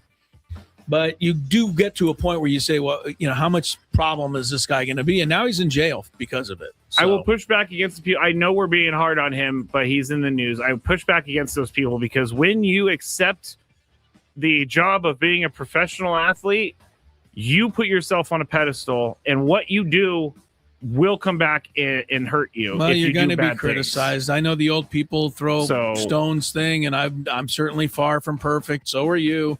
So I get it all, but Rashee Rice, I've had enough. All right, let's move on to our next story because we got more. You were going to talk about one. Well, this is really a crazy one. I don't know if anyone saw this, but the Champions League in England, that is the next league below the Premier League, right? So you play in the Premier League, there's 20 teams or something, and if you come in last or near the bottom, they relegate you down. And one of the teams relegated down last year was Southampton. Southampton want to get right back in the Premier League. The way you do that is you win the Champions League, and then you get brought back up. Southampton beat Middlesbrough in the semifinals last week to advance to the championship against Hull City. On Saturday, the winner goes back into the Premier League. Except for Southampton has been kicked out of the league. Why? Because they've been found to be spying on their opponents. Whoa. Bill Belichick, evidently now working for Southampton in the English Champions League. This is not just the Patriots, evidently. Here's the difference. They did not even penalize the Patriots for Belichick's transgression. What did they do to them? They got rid of draft picks. Oh, okay. I mean, they fined them. They didn't kick them out of the league, did they? No. Southampton's out of the league. Like, their victory over Middlesbrough has been turned around. Middlesbrough gets to play for a spot in the Premier League now. Southampton is done and done. They're gonna appeal, but subject to that appeal, like, Southampton is like dirt. They're nothing. Actually, the Patriots got it was a pretty heavy penalty. $500,000 fine to Bill Belichick himself. $250,000 fine for the Patriots, and they were docked their first-round pick. Can I just ask a question? Somebody out there is smarter about soccer than me will answer. What the hell can you even learn by spying on a soccer practice? What plays are they putting in that have never been run before that are going to turn the whole game around? You know that there's something to spy on. Anyway. Someone said you're wrong about this. The league is called the EFL Championship. I'm not sure. So. Okay, it's the EFL Champions League. Yeah, okay. It's the one below the Premier League. Okay. If I said the name of the league wrong, I apologize. But it's basically the Champions League, which is a level below the Premier League. Yes, the EFL. It would be nice to relegate some American sports, but it's just not possible, obviously, with the way things are set up. But I would like to do it. I would like to do it. I love this. I love the fact that Southampton has just basically been kicked out of the thing. I mean, I would have loved to see the Patriots kicked out of football for a couple of years. A lot of this people. kind of crap. Yeah, that would be hard to do, though, because then you're just, forfeiting all the Patriots games? By the way, Southampton's not the only team. In 2019, the EFL fined Leeds. Leeds is another team. $260,000 for spying on a training session of opponent they were coming up to play. Can't anybody just not cheat anymore? No, what are you talking about? If you're not cheating, you're not trying, right? I'm dreaming, I know. Right? I'm dreaming. Real quick, Ben Simmons has a new career, Chris. Have you seen this? Wait, is he like is he getting paid for what, taking a nap? No, because that would seem to be kind of his speed. No. He has an ownership stake in the Walker's K SFC Blue Marlin Open, or I'm sorry. What is that? The South Florida Sales Angling Club. He has an ownership stake in that, and they won the Walker's K SFC Blue Marlin Open in the Bahamas. So now Ben Simmons is the king of the fishing world at the moment because he put together the team. I got to be honest with you, fishing is perfect for Ben Simmons. You don't have to move a muscle. I've always thought, put your chair down, sit down, flip your line out there. I know there's some fishermen who work their butts off. I wanted get to it ask, out there, but how do you become a professional fisherman? You can't attract bigger fish. I think there are. I guess you know where there's to go. Tournaments. Yeah, there's tournaments for fishing. But what if I were in the tournament and I could catch the bigger fish than that guy? Well, you'd have to probably qualify to get in, and then whoever catches the biggest fish would win. I guess if you won a few of those, you'd move up the ladder a little bit and to where they'd have like a fishing championship, and it would come down to how much weight you catch. They have tournaments. But I just think Ben Simmons is a perfect guy for fishing. I don't even think he is fishing. The basic requirement for fishing, as I can tell, is that you have a butt and you can sit down on it. You're making some wild. Sorry, all the fishermen. I know you guys Chris work versus hard. fans next. 833-288-0973. So last night, the bus was to leave for the airport at 8 p.m. And Tony, you know this. Everybody knows this. if you're hooked up with anything like this, as Pete Carroll used to say, on time means you're late. Right. So Amy's the young lady who handles all the travel and puts together the itinerary. So we're just about ready to leave. TJ Lacita. She stands up as the bus is kind of rumbling to life. And she goes, okay, everybody get your passports out. I want to make sure nobody leaves without their passport. Because, again, you are talking to college kids here, and you don't want college them kids, to, huh? That's what she thought she was talking to. She thought she. So I'm sitting there, and I'm thinking to my head, like, well, you don't need a passport for this trip. I didn't even bring one. We're just going to the Bahamas. And so, yeah. That was your thought process? The Bahamas are an international flight, I believe. This is almost equal to the fact that North Dakota borders Canada. I think it does equal that, Scrape. Actually, I forgot all about that. Yeah, I forgot about it too, buddy. Right. So for whatever reason, I did not bring my passport. I'm sitting there, and I'm like, my stomach, you have your sinking feeling. And I'm like, what? Never do that. Yeah, thank you. And I was like, oh no, I don't have my passport. Here's my second thought, guys. If I just quietly call Lori, because the flight wasn't until 10 o'clock. You got some extra time. So I said, if I call Lori and just have her bring my passport down to the airport, I'll be able to get away with this without everybody knowing that I blew it. Because that isn't a factor here. You don't want to be embarrassed. So she's in the back checking the players, passport situation out. And I'm having this argument with myself. Oh no, what do I do? And so my first thing is I'll call Lori and I'll just say, hey, can you, I blew it. I forgot my passport. Can you meet me down at the airport? And then I thought, we live 25 minutes from the airport. Lori is not going to be happy. Nope. Getting my passport and driving it down there. Because the airport is really easy to access these days. And never easy to access, exactly. So I had a quick discussion with myself, and it was either A, it's time for me to embarrass myself in front of the team, or I'm going to have to ask Lori to drive to the airport. I chose the first one. So I said, oh my goodness, I can't believe I forgot my passport. I don't have it. And Stacey Terry Hudson looked at me and like, what? Like you? I mean, she wasn't mean about it. She was just like so surprised. And as I was, and everybody's like, what are you going to do? And I said, well, I live, literally 10 minutes from the school. And I said, I'm going to call Lori right now. Is there any way we can just hold up for 10 minutes? What? That's all. It was either that or make Lori drive down, Scrabe. You got to understand my options here. They're very limited. I get it, but I think your mistake means that you have to do the hard one. Yeah, you have to deal with the hard part. I agree. Well, this didn't turn out a whole lot better. Amy, it's her first year on the job, but she's a very nice gal, so I don't have any really, I don't have any cachet with her yet. And she's like, looking at her watch, looking at Coach Stacey Terry. She's like, 10 minutes, because that can be a little... That's stressful. Well, it's stressful. And she doesn't care. Her job is to get everybody on that damn plane. Right. And a lot of times what we don't know, the traveling party doesn't know, is they've already called ahead and talked. They have a travel agent that's going to kind of expedite the process a little bit. And if they mess up that contact, then everybody's messed up. So everything is thrown asunder if you got to wait 10 minutes.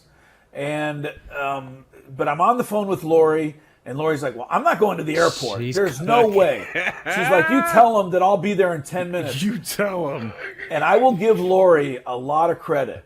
She, while this discussion was going on, found the passport and was already in the car. Whoa. So I give her a ton of credit. She didn't wait for... okay, go get the passport and hurry up. She did it. Because she knew she wasn't going to the airport. So she knew she wasn't going to the airport. Exactly, Tony. She's like, I'm in the car. She did. She said, I'm in the car. So I told, Amy, and I got Lori on the phone. I'm telling Amy and Coach, I'm like, she's on her way. And I said, I drive this all the time. It really is 10 minutes. And they're like, all right, 10 minutes. So last night the bus was to leave for the airport at 8 p.m. And Tony, you know this. Everybody knows this. You know, if you're hooked up with anything like this, as Pete Carroll used to say, on time means you're late. Right. So during the break from the fine fishermen and women out there, I think people would like to fire a hook into the side of your mouth right now. You better defend yourself, sir. No. Space Lab 619 has been very nice. They just said they didn't think that I would catch one fish, let alone the biggest fish. Oh, when you claimed that you could be in a contest and beat any of these people. I did catch 100+ pound halibut in Alaska, and I have the pictures.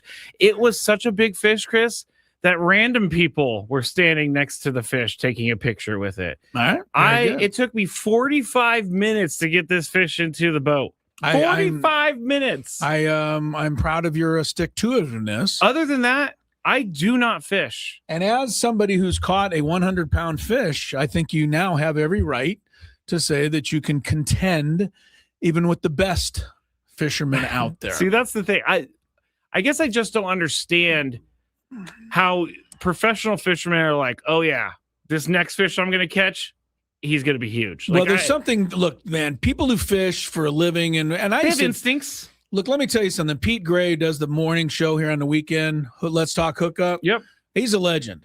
All right, Pete's a legend. If you're out there, Pete, man, I did his sports updates for him like 20 years ago, and that was like how I started in the business, coming in on Saturday morning with Let's Talk Hookup.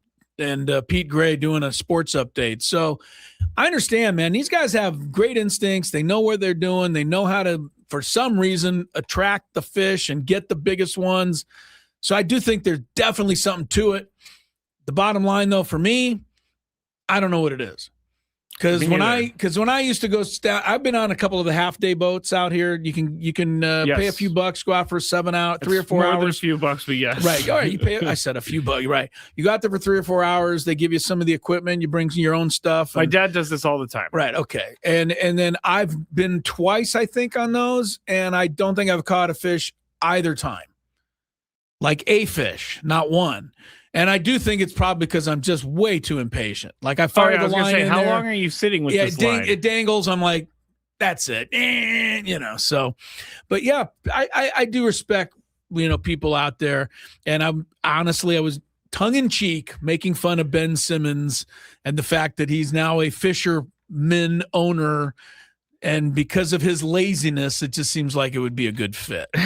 I get it. It was a tongue in cheek. It wasn't meant to, make fun of all fishermen. I know you guys work your butts off.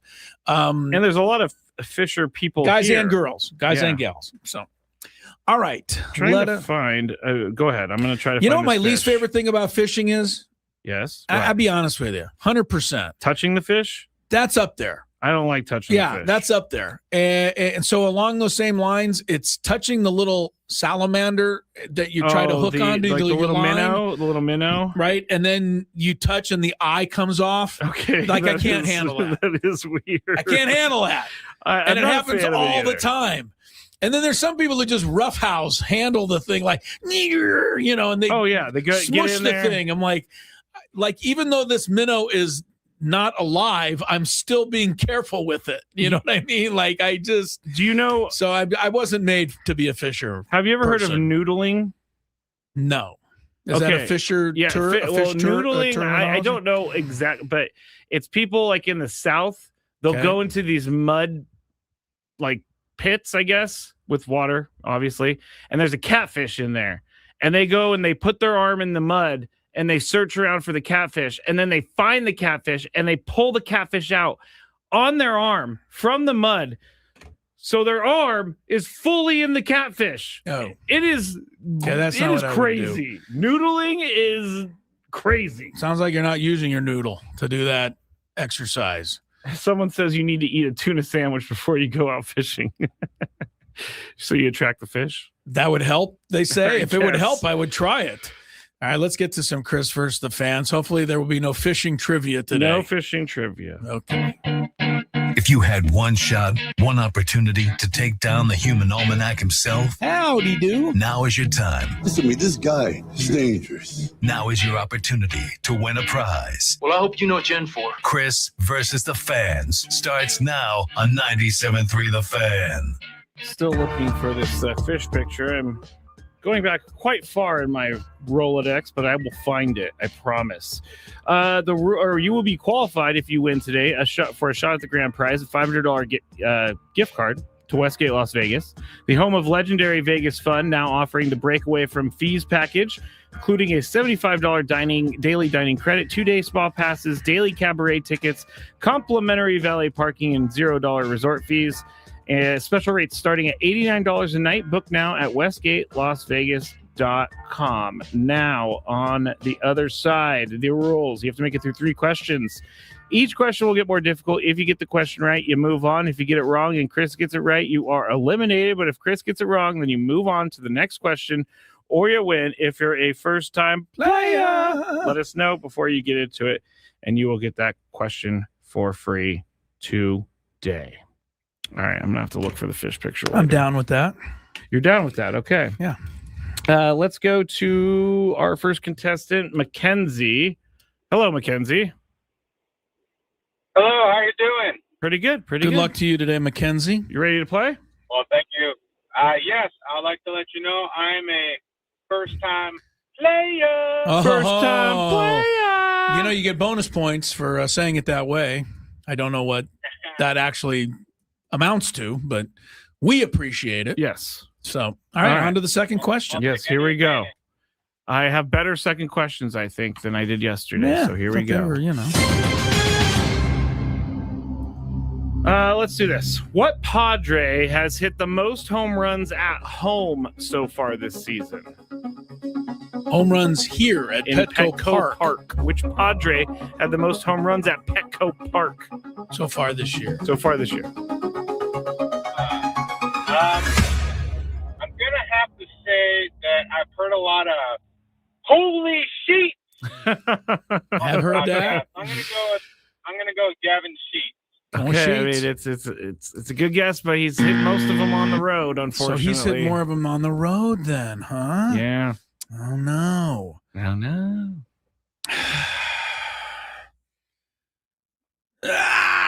Xander. Wow. I thought you may have got it. Ramon Laureano has 4 home runs this year. Okay, well, has he hit? How many does he have on the season? 5. Okay, so he's hit 1 on the road. Yeah, and he hasn't hit anything for a while. That is true. That's why he's on the bench tonight again. All right, we are to the third and final good question. For you. Yeah, Mackenzie, you moved to the finals. Here we go. I went deep into the stat archives for this one. Since 2021, which Padre hitter has walked the most? Oh, brother. I feel like this is an okay question because we all watch. Which Padre hitter has walked the most since 2021? Since 2021.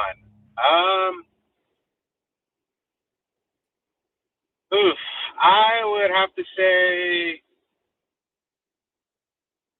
Soto. He walked a bunch of names here. Soto. Okay. That's thinking outside the box. Let's definitely say outside the box. But Stay I don't there. know that he'd have the Stay most. there. I'm just gonna. It's got. It's too obvious to answer this guy. I'm just going with Fernando. I mean, I think he's walked the most since 2021. That's what I'm going with. Wow.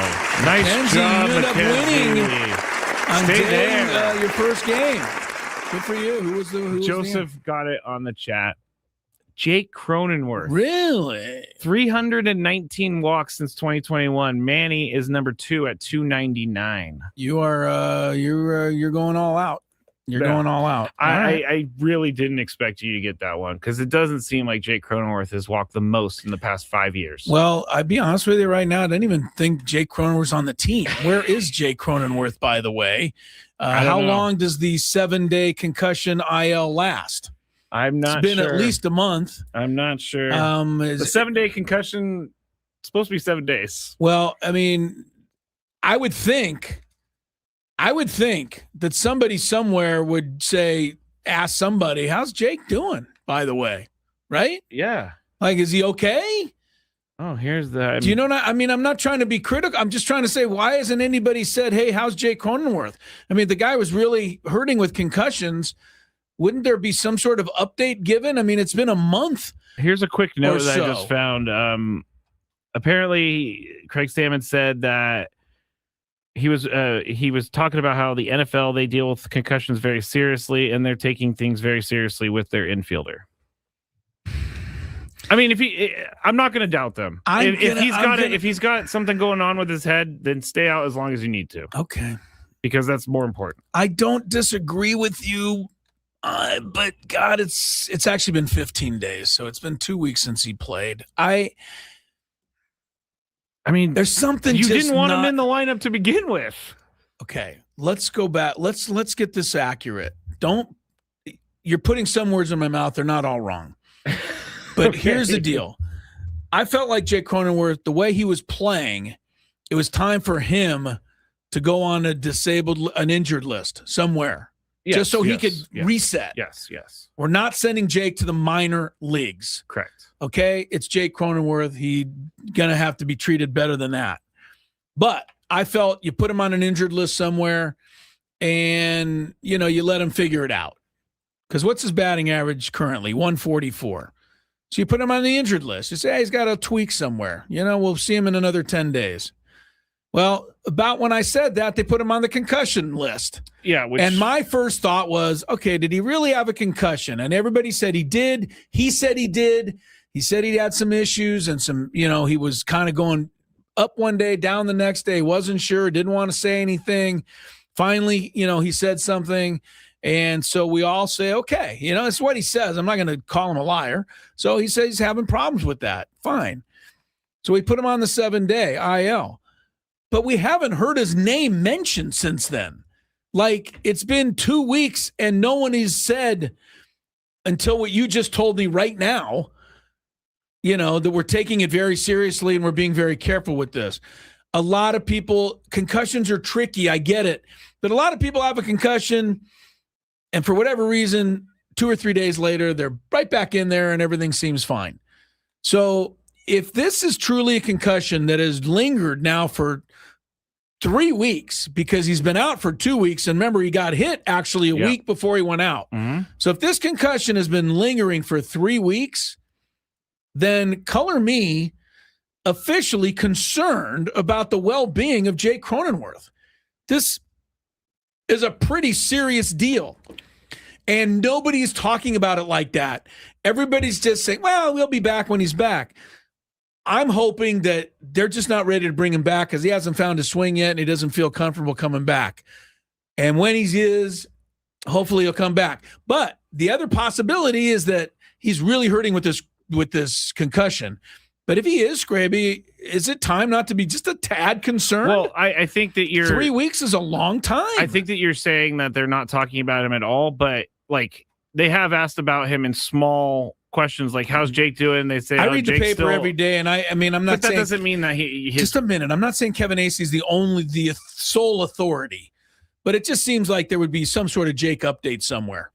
I would have seen. I will also tell you this. I was there at the game where he got hit in the face, and I know that it glanced off his face, but I will never forget the sound that made. But I'm not disagreeing with you, but it couldn't have been that bad because it took a week for anybody to even react and do anything about it, him included. I'm not a neurologist. So. All right. It took a week for anybody to get to the point where he needed to tell somebody. And now all of a sudden it's been 2 more weeks. I don't know what you're trying to get at. I'm trying to get at, I want honesty. That's what I'm trying to get at. I would find it more crazy if they put him on the but putting him on the concussion IL seems like there's a specific reason. If he was just getting a breather, wouldn't they just throw him on the IL, say he's got a sore back? I don't know. What I'm saying is if he's hurting with a concussion 3 weeks after the fact, I would like to be made aware of the fact that Jake Cronenworth is still going through some serious issues with this concussion. And since nobody's saying that, I'm starting to wonder just why is he still on the concussion list? So that's where I'm going with it. I don't know why that's so hard for you to understand.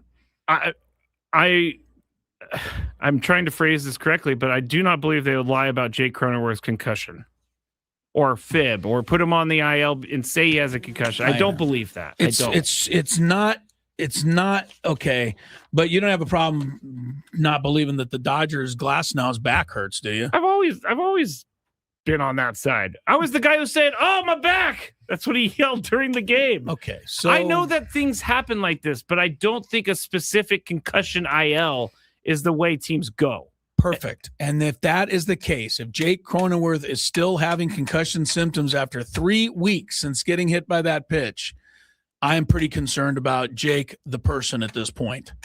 And I don't really care if he comes back, but I want to be told. Jake Cronenworth's a guy in our club. He's been a guy, a contributing member to this ball club for half a decade. I think if he's still having headaches 3 weeks after the fact, wouldn't hurt my feelings if somebody came out and said, "Hey, Jake Cronenworth could use a little support right now. He's having headaches. He's not coming out of this at the moment." Not hearing anyone say that. We're just assuming he's fine. He's on the concussion list and everything's just hunky-dory. So what is it? I think it's time to go to break. We will. For the most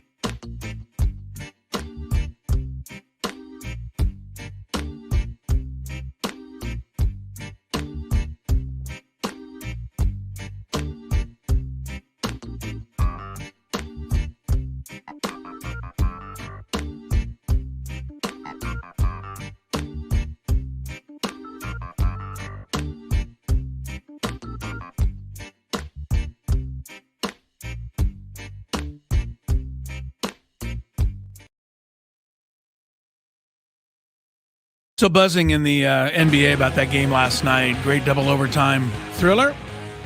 Spurs over OKC. I got something that NBA fans will be buzzing about. A big-name coach has just been fired. We will tell you who in a moment. 4:23 is the time. Chris Ello, Mr. Skraby, here on the Bill House Studios, where we know how. And Padres and Dodgers, game 2 of the series. By the way, the win last night, the 19th game this year already that the Padres have played and decided by 1 or 2 runs. It should come as no surprise to anybody that they are Major League best 14-5 in those 19 games. They win most of the close ones.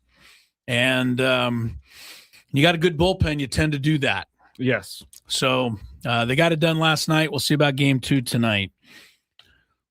Jason Kidd was fired moments ago by the Dallas Mavericks. After, it's not necessarily that shocking when you consider the disaster that the Mavericks have been basically ever since Mark Cuban got out of there. Basically, yeah. I mean, that seems to be the line of demarcation. It's because they got owners that don't really care about how the basketball team is run. Well, they had a general manager that traded Luka and basically alienated the entire fan base by doing so. It didn't get any better when they picked up Anthony Davis in return for Luka and then promptly traded him. Yep. I don't know how that was Jason Kidd's fault, but apparently it is. Here's where I would maybe step in if I were an owner that didn't care. Jason Kidd has been fired despite the fact he has 4 years and $40 million remaining on his contract. Yeah, that's bad. So if you're an owner and you don't care, let's say you're an owner and don't care. Like, I'm just going to be the Mavericks owner and I don't care. I could care less. This is the kind of thing that would get my attention. Like, yes. wait, what? You're just telling me that I have to pay $40 million to somebody who's not going to even work for me? This is like throwing money out the window. These are mistakes that general managers around all sports make. The leader in this department are not even NBA teams. The leader in this department is stupid SEC college football coaching teams who continue to hire these coaches with insane salaries. Yes. And then fire them a year or 2 later. Yep. I don't know how many. I mean, we can go through the whole Lane Kiffin world of Lane Kiffin. I don't even know who he's the coach of anymore, honestly. Is it LSU now? Yes. Yeah, he's changed so many times. But the thing is he's coach of LSU, but he's probably still gets paid at like 12 other places. He definitely still gets paid from Ole Miss. Yeah, that's the thing that's just that is stupidity upon stupidity. But this is right up there. Dallas Mavericks, a really bad organization. They got a great player last year, Cooper Flagg, but that's pretty much all they have. And Jason Kidd, who's considered to be one of the better coaches in the NBA, is looking for a job. I think he took some heat during the season for playing Cooper Flagg at the point guard position, and so maybe there was some internal stuff happening between Jason Kidd and... I just think the Dallas Mavericks are stupid. I just do. I mean, come on. The Luka thing, Nico Harrison, he was fired. New guy comes in. What happens when new guy comes in? They want their own coach. Yep. Always. Every time. Always. Every time. Sometimes an owner can be like, hey, no, because we still owe 4 years and $40 million. So you're going to find a way. $40 million. You're going to find a way to get along with this I'm guy. assuming Jason Kidd gets all $40 million. I would think or most of it. I would think so. Just think about the crazy world that we don't live in that's out there. Guy like Jason Kidd is just this guy's a good guy, good player, great coach, Hall of Fame type player, the whole thing. But imagine for just waking up in the morning, wherever he is, on a golf course, on a beach, on a private jet, he's making, oh my goodness, $1 million a month practically. I don't even want to think about it. You know what I mean? Like it's like we say this because it's kind of whatever. If I had $1 million, I know it's not what it used to be. So let's just say $2 million. If somebody gave you $2 million, it'd be life changing. It would change everything for you, your family, everybody you know. Jason Kidd is among the people that has that 20 times over. Yep. And he already had money from his playing career, too. I know he had enough money to begin with. It would be nice if someone would pay me to get fired. I would be okay with that. Does Odyssey want to pay to get rid of me? Yeah, you know what? You should call the fishing champion, Ben Simmons. He'll tell you how to make money without doing anything. Well, Ben Simmons, that guy was the king of it. How much money did he make? Money. Like, yeah, I can't say 100 million, but definitely in the 50 million. Yeah, or how much money more. did that guy make without ever playing? All right, Jason Kidd's out in Dallas. Better for him. By the way, did the Bulls have a coach? And then this is how, my team's. I don't follow my team anymore. I know the Bulls got the new GM. They don't have a coach, do they?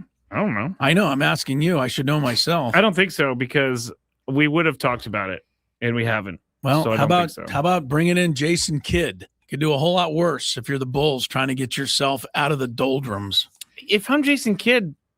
Oh, I'm not saying he'd want it. Yeah, but would you want to get right back into it, or would you take some time? I don't know. Don't know. Seems pretty enticing though to make $10 million a year for the next 4 years and not have to do a thing. That's the dream, Chris. I wake up every morning thinking, "Hey, I could pay whatever. Today be the day I hit the lottery." I could just go to Torrey Pines, and you could go to Torrey Pines, and we could just buy somebody's round from them. You know what I mean? You got the 8:00 tee time. You know what? I want it. Well, I ain't giving it to you. Yeah, you are. I'll give you $5,000 for it. Whatever. Okay. Cheers. Do whatever the hell you want. I'm just going to go stand at Torrey Pines and wait until someone gives me $5,000. I'm just saying you can do whatever you want. I'm just going to have my golf clubs on my back, acting like I'm about to tee off. Whatever you want with that kind of money. Oh, my goodness gracious. That would be nice. All right, we got Big Five? Yes, we do. I don't know what's left. We got Big Five. We did a whole bunch of potpourri. We'll see what's remaining ahead of Dodger Padre. Gwynn and Chris continues.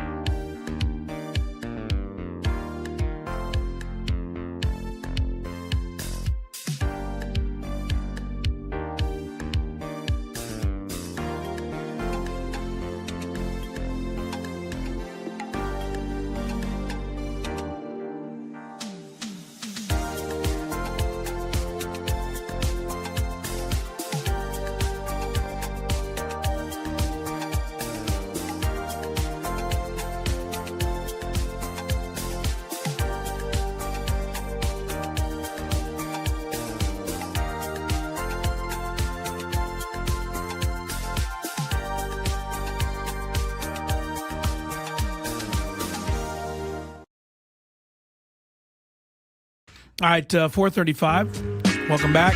Big Five coming up. And after that, we got happy hour time. Then we got Sam Levitt pregame and Jesse Tony ball game. Game 2, Dodgers Padres. Padres currently a game up, or a half game up rather, in the National League West. Despite all the experts saying, how in the hell are they doing that? Why can't we just accept the fact that they're doing that? Right? Do you have to be in first place and then also, have all the bells and whistles that go along with the team that's in first place? Does it really matter? I think it's Do you know just, what I mean? To a lot of people, it seems like it does. Well, they don't look like a first place team. They're this, they're that, their run differential. I don't know. think They're like in first that. place. Last I checked.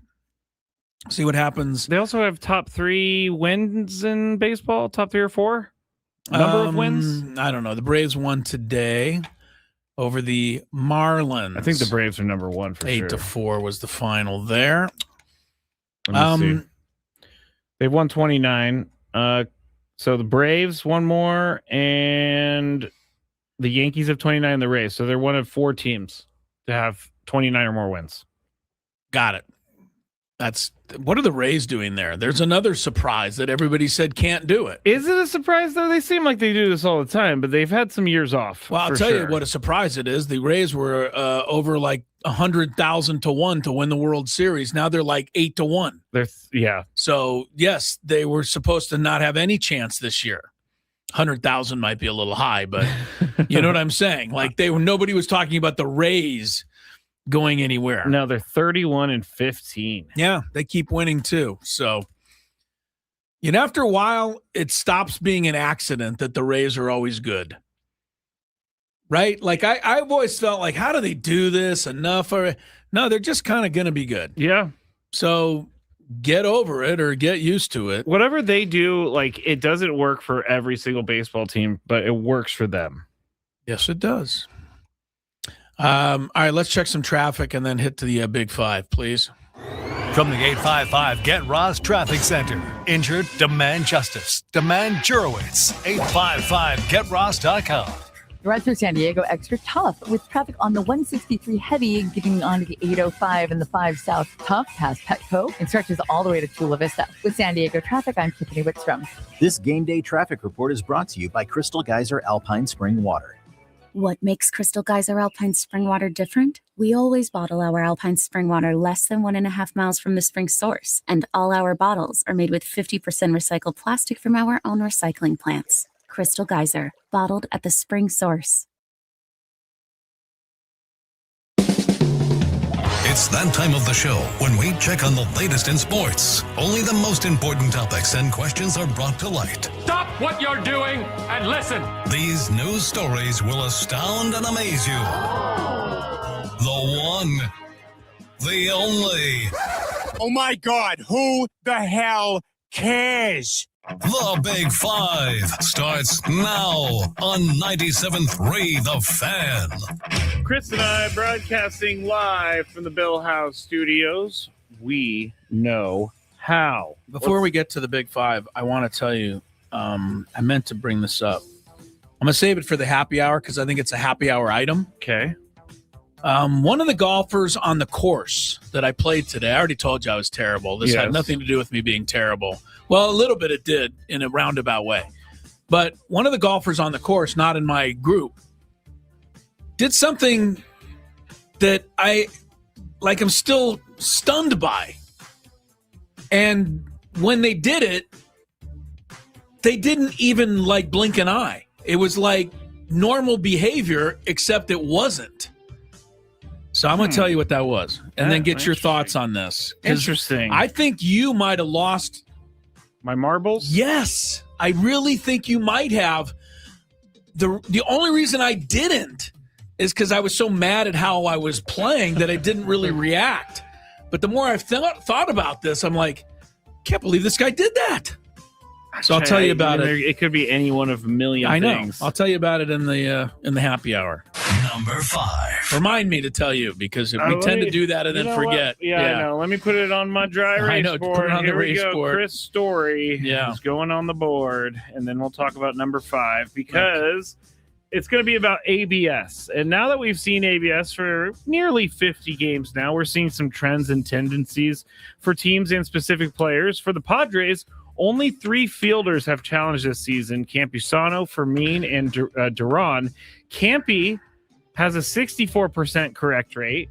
Fermin has a 52% correct rate. And Duran, with only 6 challenges, has hit on 5 of them. 83%. 83%. Including the biggest one of the year last night. Yes. Seriously, it was. On average, according to Baseball Savant, 59% of fielder challenges this year have been overturned. So, 59% have been overturned? Yeah. So only 41% have been right. Yeah. That's weird. That is weird. Anyway, I say all that to ask this. Chris, can teams... I'm not going to ask my question. So Freddie Fermin, he's allowed to challenge. After seeing him miss so many of these pitches, do you say that you can't challenge anymore? No, I don't tell Fermin that. I don't want any of my ball players to be handcuffed at any time. Don't think that leads to the best, relaxing play. Yes. But I also think that Fermin has to do a better job of picking his spots when to challenge. And we already talked about this earlier with Duran last night. There were pitches earlier in the game last night that he very well could have challenged, and they could have gone either way. And it just wasn't a big enough moment for him to challenge, so he didn't. And thank goodness he didn't, because if the Padres had lost their challenges by the 9th inning last night, I'm pretty sure they would have lost the game. Maybe. Because the count would have gone to 2-0 to Will Smith, and everything could have changed right there. But Duran had his challenge, went to the hip pocket.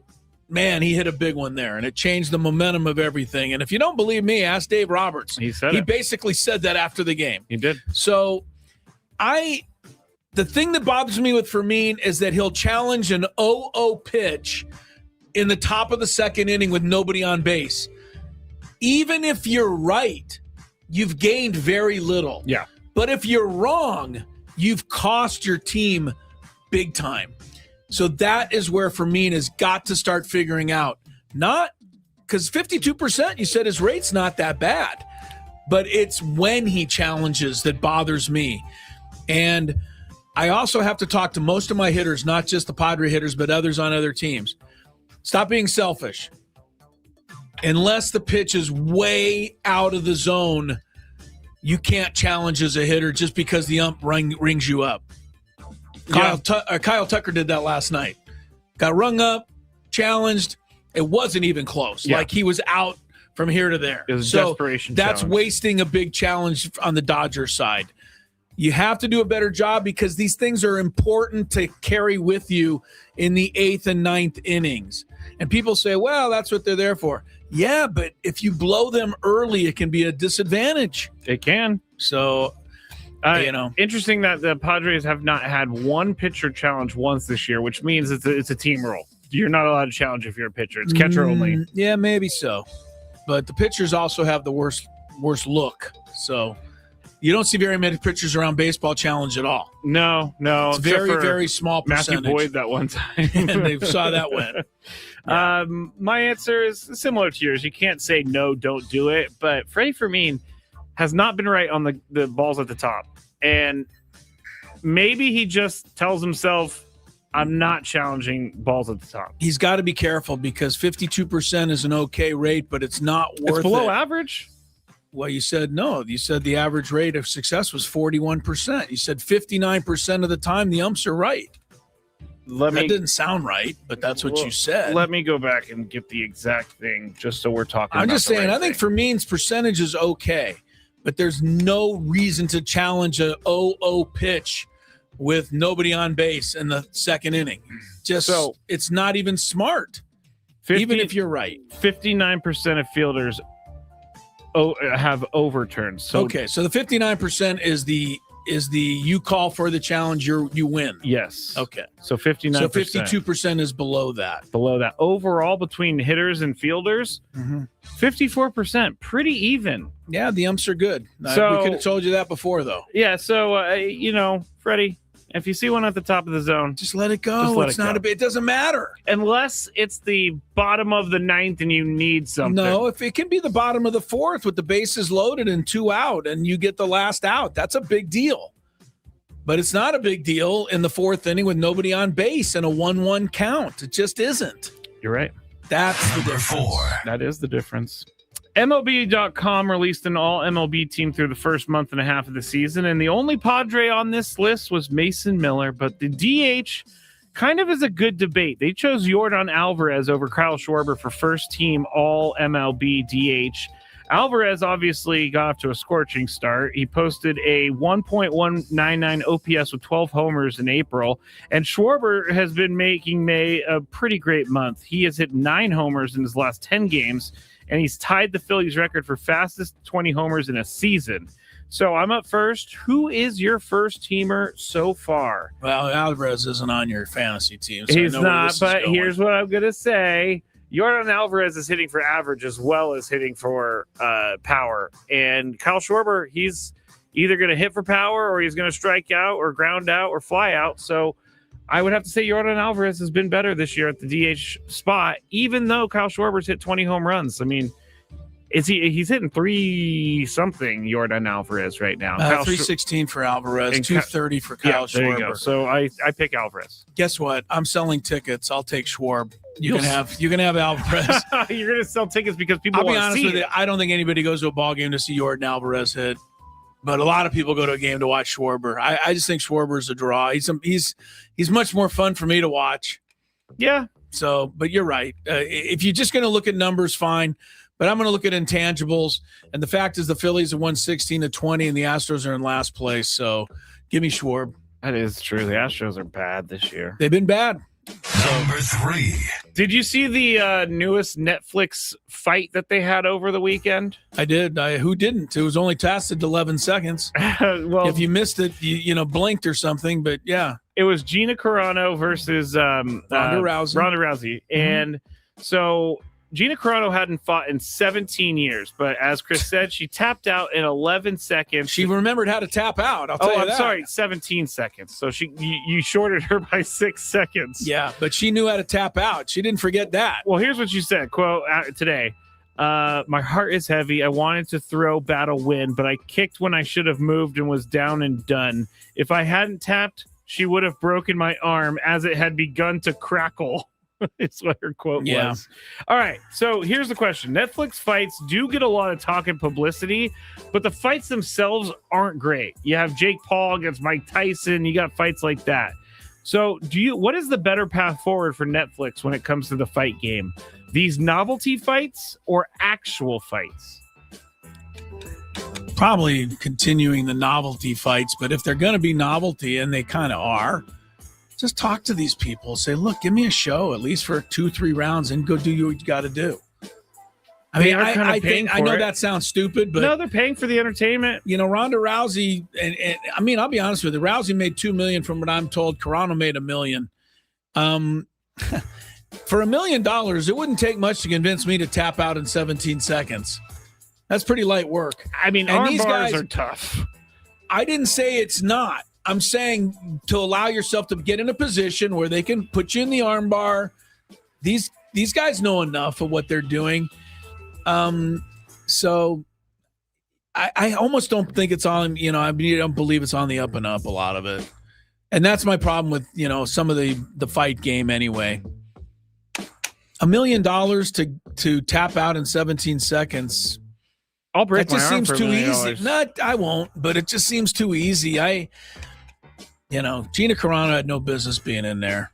No, she didn't. No. And and the other thing that, didn't help her cause, with all due respect to Gina, but the minute that she tapped out and then she got up, she ran over with the biggest smile and grin on her face ever and hugged Ronda Rousey. Well, she just made $1 million. Yeah, she looked like she did. She's like, hey, I'm good. I just made my $1 million. So maybe Netflix keeps doing what they're doing, but you, the consumer, start being smarter. But we already have Netflix, right? So we don't have to pay extra for that. We don't, but Yeah. I think their I better don't path know. forward definitely is novelty fights, because not only are they talked about, but people watch them to see what happens. Oh, the in novelty fight is the way to go, because you can give me 2 heavyweight UFC people with, both 29-0, and you're going to be hard pressed to find more than, 3 people in the stadium at Petco tonight who know who they are. Yeah. We've all heard of Gina Carano and Ronda Rousey, though, or most of us have. We're going to watch. See and what Mike happens. Tyson and Jake Paul. Yeah. I didn't even watch that one, but yeah, I think their best bet is to. Boy, go did I forward feel like with a novelty. dummy that I did watch Jake Paul and Mike Tyson. I made my wife watch it, too. She's still mad at me. Someone said Netflix fights equal fixed. Well, I don't think they're like official. It's hard to say it's fights, fixed, but you but- can make bets on them, I believe. Yeah, I'd be careful with my money on that stuff. Me 'cause too. It's like betting on WWE. UFC is not WWE, and I don't want to say it is, because one of those UFC fighters will say, "You want to get in the ring with me? Well, I'll show you." And I know you'll kill me, but it doesn't look good for your sport. No. When the highest profile match, even if it is these two, ends up like that, it doesn't look good for your whole sport. I'm looking out for your sport. I want your sport to do better. Matches like that don't help. They do not. Moving on, Seattle Seahawks wide receiver Jackson Smith and Jigba had a great season last year. Ended up helping Chris win a fantasy championship. Wait. All right, I won't give it away. He was the NFL Offensive Player of the Year, but he feels very disrespected, and I don't blame him. When his Offensive Player of the Year trophy arrived from the NFL Honors, Smith and Jigba revealed that it had Defensive Player of the Year engraved on this trophy. And in fact, there was no space in between the and year in the trophy. So it's a really bad looking trophy. The NFL is actually in charge of making these things. But here's my question. I'm up first. Would you keep the trophy or send it back?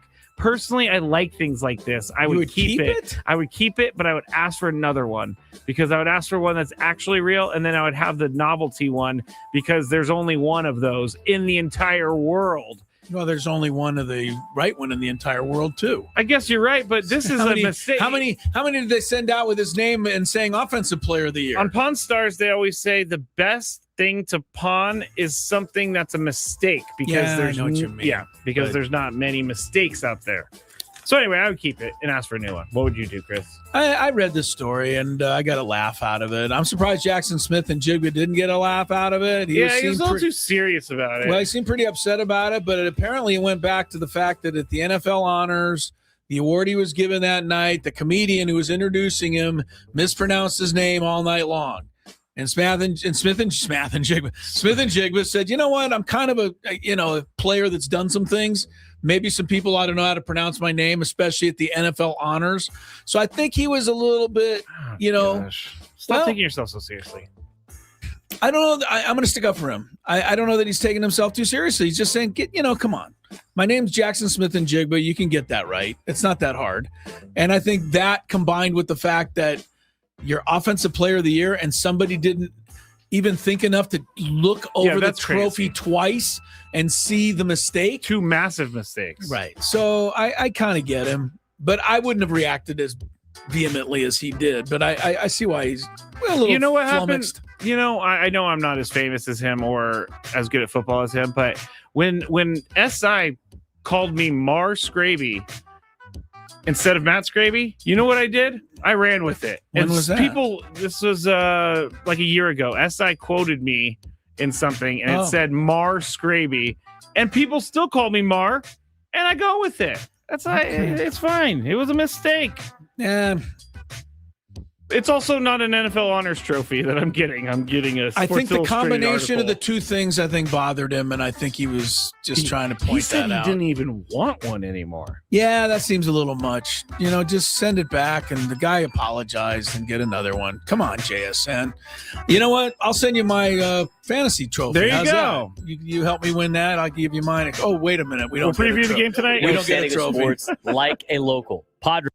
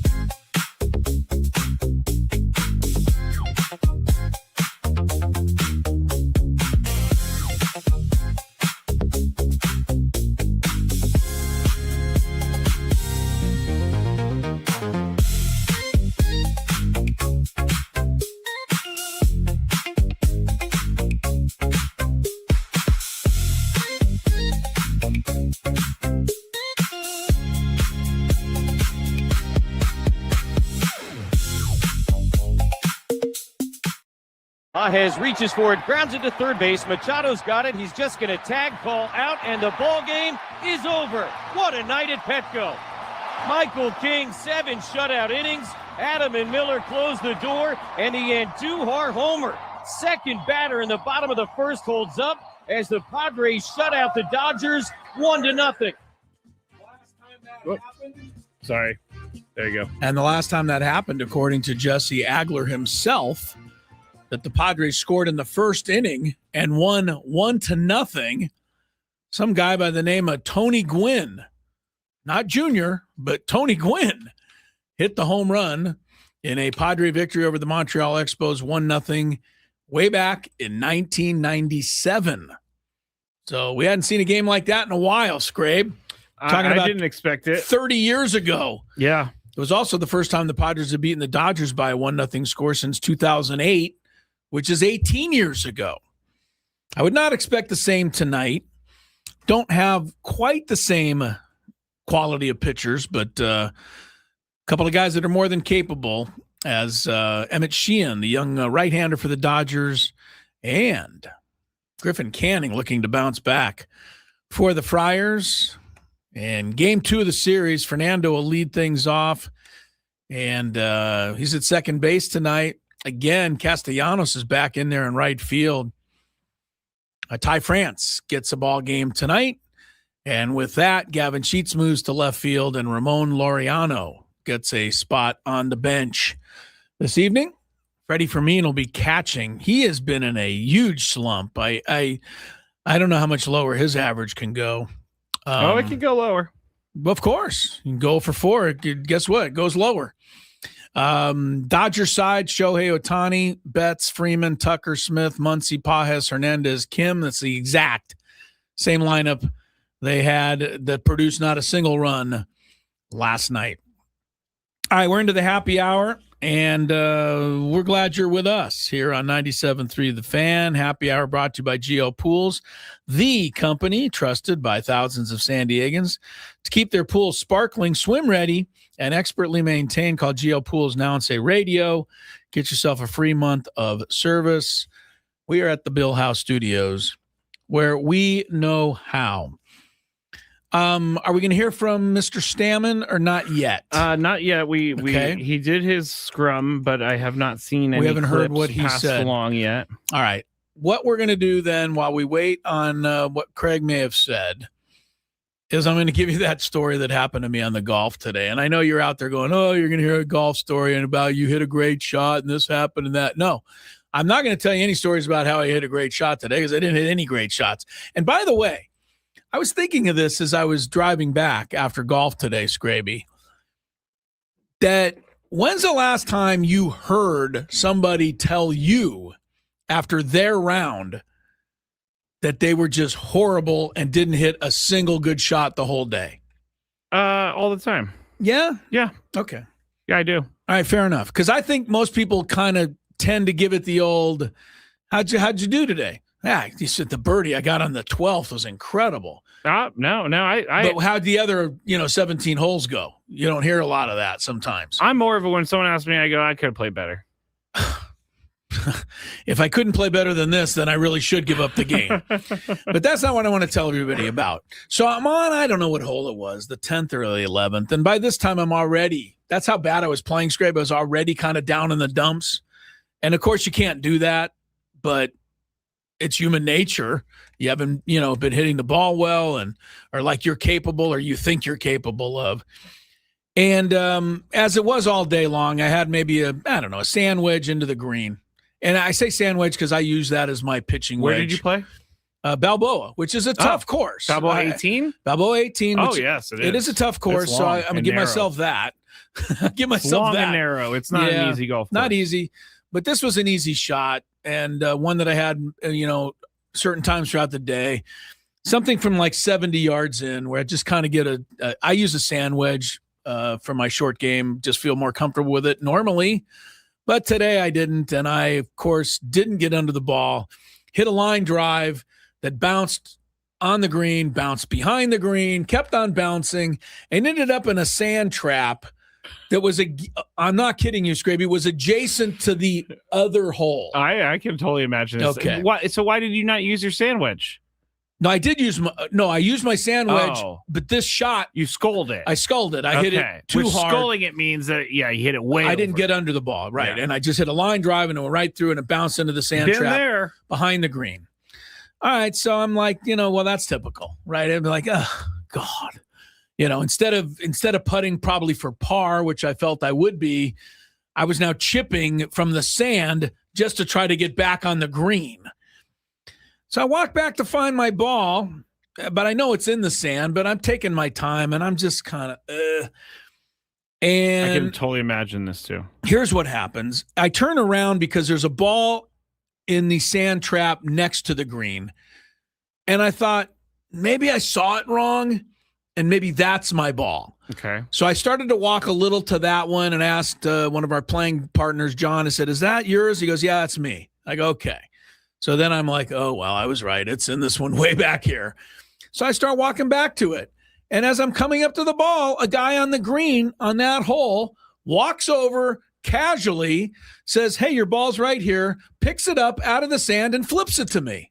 And I'm like, thank you. Like, wait a minute. What are you doing? That's my shot. I did not flip me the ball. I did not expect for you to go in that direction. I didn't thought either. he was just going to come up and hit your ball. Okay. That's where I thought you were going. No, he just picked it up and threw it to me. Well, I didn't ask for it. Number one. Number two, that was my next shot was that shot. Yeah. And then he walked off like it was. Did he have a ball in the bunker or anything? I think he really thought he was doing me a favor by finding my ball and throwing it to me. I'm like, wait, Okay, whoa. how many yards would the shot be back to your green? Oh, I don't know. 15, 20 yards. It wasn't like a fairway thing. Okay, so I'm thinking, I was thinking maybe it was like a 60-yard shot. Oh, no, it was an adjacent hole. I got to be honest, I've never had this happen to me. Me neither. This had never happened before. I've had people pick up my ball thinking it was their ball. Everyone's had that where, right, somebody picks up the ball. Oh, yeah, it's my ball. And they put it back or whatever. I've also had people hit my ball and pretend like it's their ball. Right, and that's annoying. I've also had people hit my ball and then be like, whoops, I hit your ball. I got it. But I've never heard of a guy just flipping the ball to you when you're still playing. He knew it was my ball because he threw it to me. Yeah, that's crazy. It happened so fast that I didn't even react to it. I caught it and I'm like, okay. And I'm like, wait a minute. Did you put it down? Now, me, I would have been like, I still got a hit from the bunker, so I would have thrown it back in the bunker. Let me tell you something, Skraby. I was such a bad day. I put the damn thing down and I chipped it up on the green. I get it. It just was strange. I wasn't really mad because I was so mad at myself already for playing bad.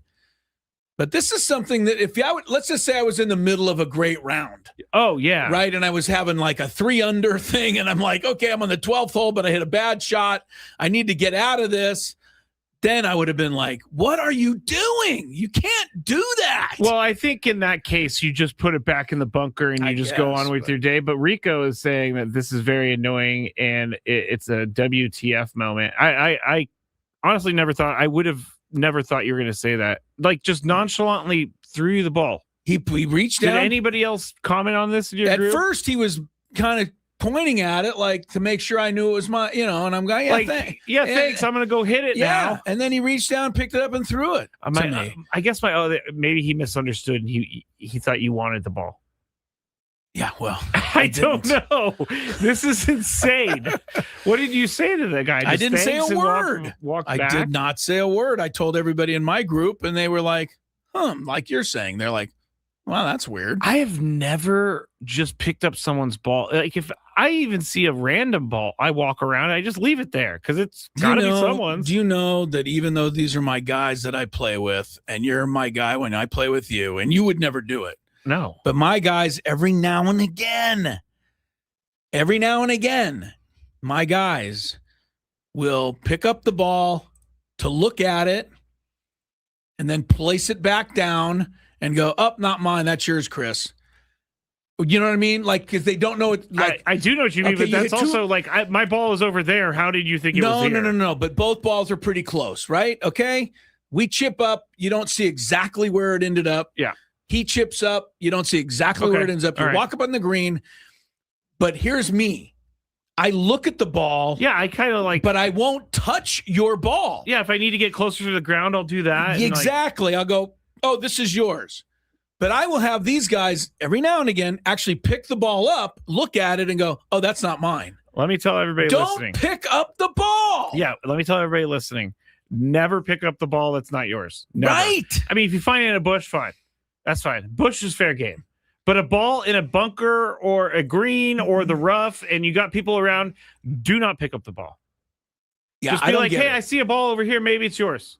That's it. They pick it up and then they put it down. And even though it's probably the exact same shot, there's something that goes alter in my head now. Because now I'm hitting a ball that they picked up and put back down. Oh, well, that doesn't bother me. It bothers me. I would just throw it back in the dirt or in the sand trap and just go on my merry way and be like, that guy was weird. That guy didn't know golf etiquette. Never touch someone's ball. Never. I didn't get that. And some people wouldn't react so calmly. They would be angry and they would say something. And so I'm surprised this golfers never run into something like that. It'd be a dust up. There would be a dust up. There would be a dust up. I would make some comment under my breath that's like, I mean, why did you pick up? Or like, I'm glad you picked up my ball, but I still have to hit it from the bunker.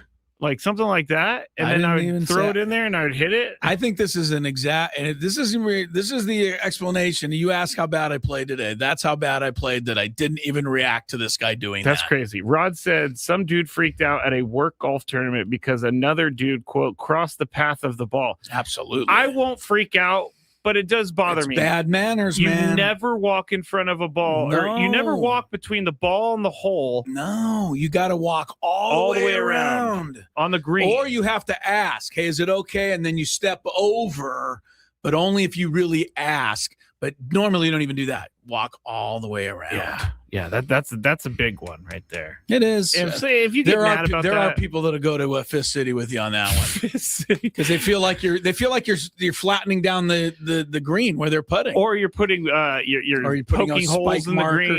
Spike mark. There was a guy one time where he so many times during the round said that like I stepped in his line or my shadow was in his way and that's why he missed the putt, so he needed another putt. I'm not even playing against you. Whatever. Some people look, whatever people want to put on their scorecard is between them and the scorecard. That's all I can say about that. And the golf gods. Because I play a lot of holes. You do too. It's good enough to be a birdie. You hit all good shots, but you just didn't get a birdie. And you ended up getting a bogey.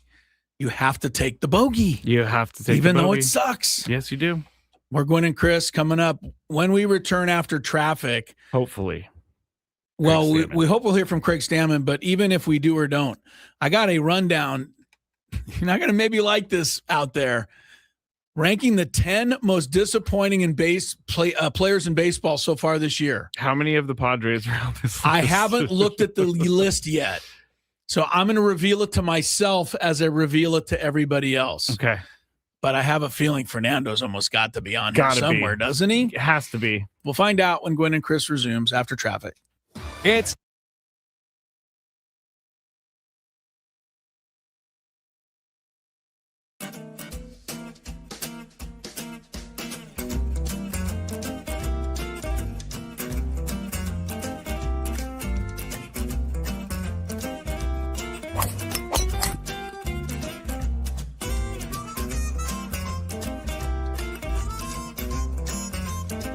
these things.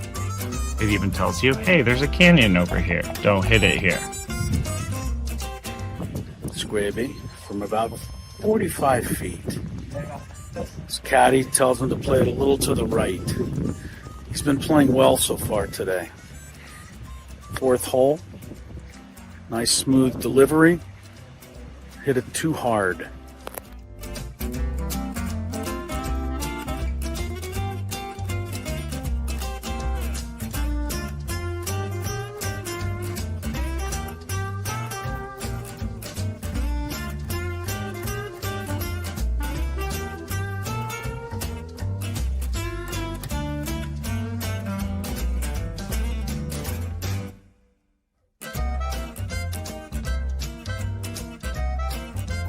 Sasquatch.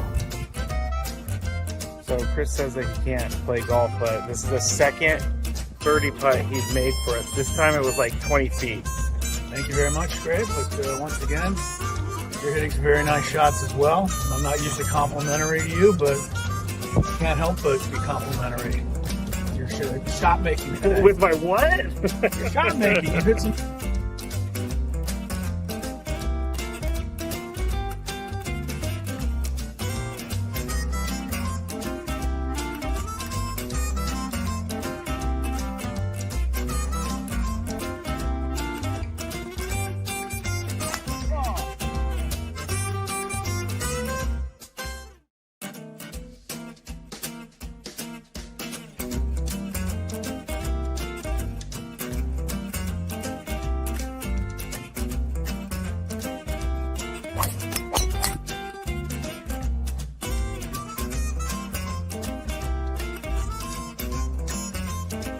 These things. It even tells you, hey, there's a canyon over here. Don't hit it here. Skraby from about 45 feet. His caddy tells him to play it a little to the right. He's been playing well so far today. Fourth hole. Nice smooth delivery. Hit it too hard.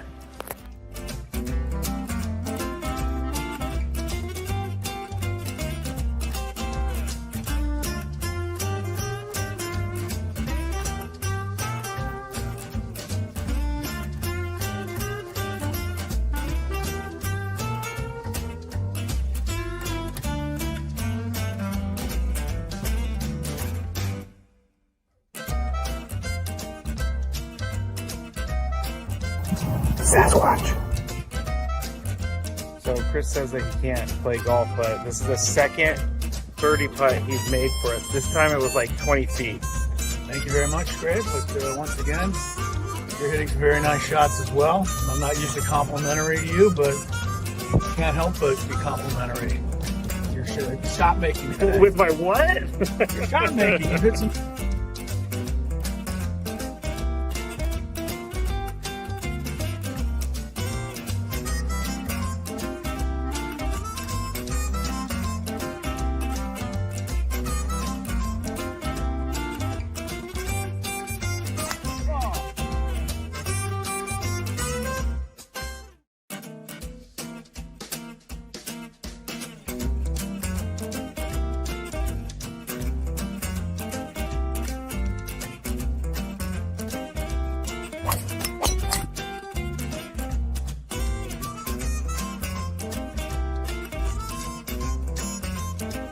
These things. It even tells you, hey, there's a canyon over here. Don't hit it here. Skraby from about 45 feet. His caddy tells him to play it a little to the right. He's been playing well so far today. Fourth hole. Nice smooth delivery. Hit it too hard.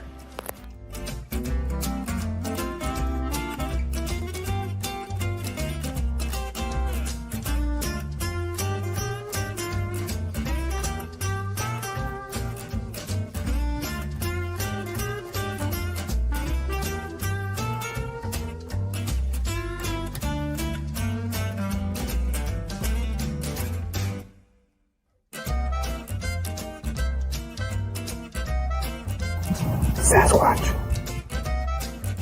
So Chris says that he can't play golf, but this is the second birdie putt he's made for us. This time it was like 20 feet. Thank you very much, Greg. But once again, you're hitting some very nice shots as well. I'm not used to complimentary to you, but can't help but be complimentary.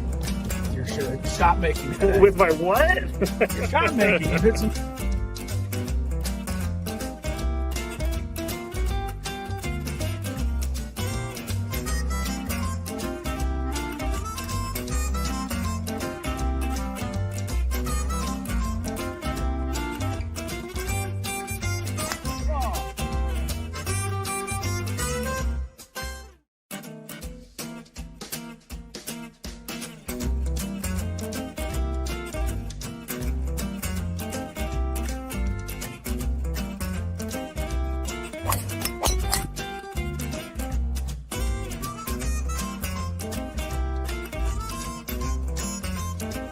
these things. It even tells you, hey, there's a canyon over here. Don't hit it here. Skraby from about 45 feet. This caddy tells him to play. Knick fans are like sweating it, though. Because second year in a row that the Knicks are, have the home court for the Eastern Finals. Last year, Indiana came in there and waxed them. This year, they're favored over Cleveland. And Knick fans, the Knicks haven't won the NBA title since way before you were born, Skraby, 1973. So wow. Yeah, you're looking at 53 years for the Knicks. That's a long time. You know who also won their last championship in 1973? The Dolphins? Correct. That is the same, yeah. So the Knicks are playing game one. Cleveland's got the early 10-4 lead. Anything pressing from Craig Stammen, or you want to go into this list I think here? we're going to have to leave that to Sammy because we do not have it just yet. Sammy will give you everything you need to know, any pregame stats and stories and news and notes. All right, so here we go. Do we got a little baseball music? Always try to doll these things up a little bit. Yes, let me go steal Frank's music because he's got better baseball music. He's got a better bed. Everybody uses my lineup sounder. Where did see? This is the problem: is I can't find it because it's not on my. All right, let's just go ahead and music. I'll find it. Here's the 10th most disappointing player in baseball, and this is according to Fangraphs or whoever these people are. I don't know. 10th most disappointing player in baseball to this point, Tatsuya Imai. Remember this guy? Yes, I do. I picked him as the newcomer of the year in the American League West. That ruined his career, or maybe the whole season. He's hurt. He's the guy who had arm fatigue or something, and he said that he was having trouble adjusting to American lifestyle. 3 years, $54 million. Yeah, Did these teams at least interview the guy? I would hope so. God, 9.64 ERA. He's only pitched 12 innings. It's been a complete disaster for the Astros. One of the reasons why they're the worst team in baseball, or one of. Number 9 is a hell of a good player. And you know how I ruined this guy, Skraby? I picked him in the very first pick-to-click hitting contest. Oh. Stephen Kwan of the Cleveland Guardians is having an awful year. Really? He's hitting 201. He's a contact guy. 201 with 1 home run. He's got a 576 OPS. That pales comparison to some of the Padres struggling guys. And here's the thing with Kwan. He's like a batting champion type guy. Not right now. Yeah. All right, number 9, Stephen Kwan. Number 8, be happy to have this guy on any list of people that aren't doing well. Jazz Chisholm Jr.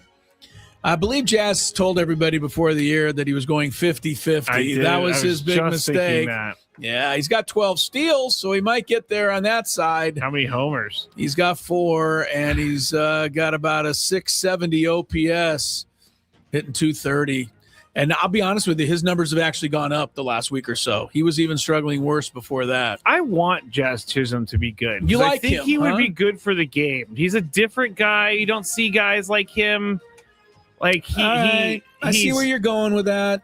He's a guy who has flair. How about that? He does have some flair. My first response to Jazz is, get off my lawn because he's kind of new age. But you know what? I'm going to go with you on this.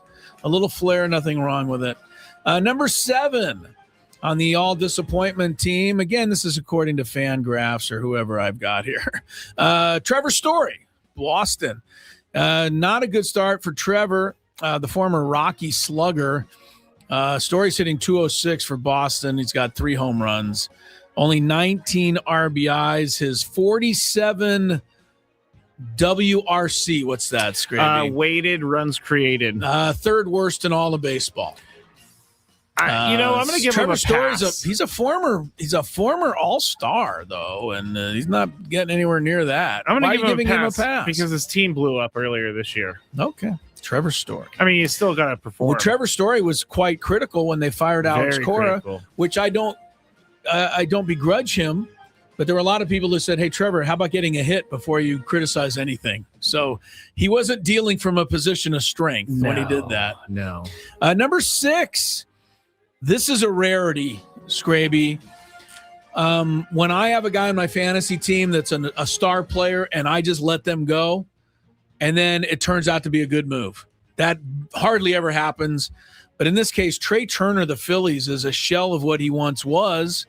He's hitting .236. He's got only 4 home runs, 7 stolen bases. He's not the same defensively either. 75 is his WRC. What is it again? WRC, weighted runs created. Weighted runs created. He's down there in the Jacob Young, Marcus Semien rank. He's not doing well. Yeah, you don't want to be down there with those guys. $27 million a year for Trey Turner. He's kind of finally faded, or is it just an off, couple of months? We'll see. Number 5, Yuri Perez of the Marlins. So far, the Padres have stayed off this list. Again, I didn't look at the list ahead of time, so it's kind of all, as we go. Yuri Perez, 98 miles an hour on the fastball. He was supposed to kind of be the guy to take over for the Marlins. Remember, Alcantara's kind of slid back just a tad. Perez was their big guy. 5.33 is his ERA. Not good. It's the 4th worst among starters in all of baseball. Oh, gosh. He's on my fantasy team, and I've been starting him. You didn't know he was doing that bad, he gets strikeouts, but, yeah, the ERA is not great. It hasn't been good. The worst ERA is Michael Lorenzen of the Rockies.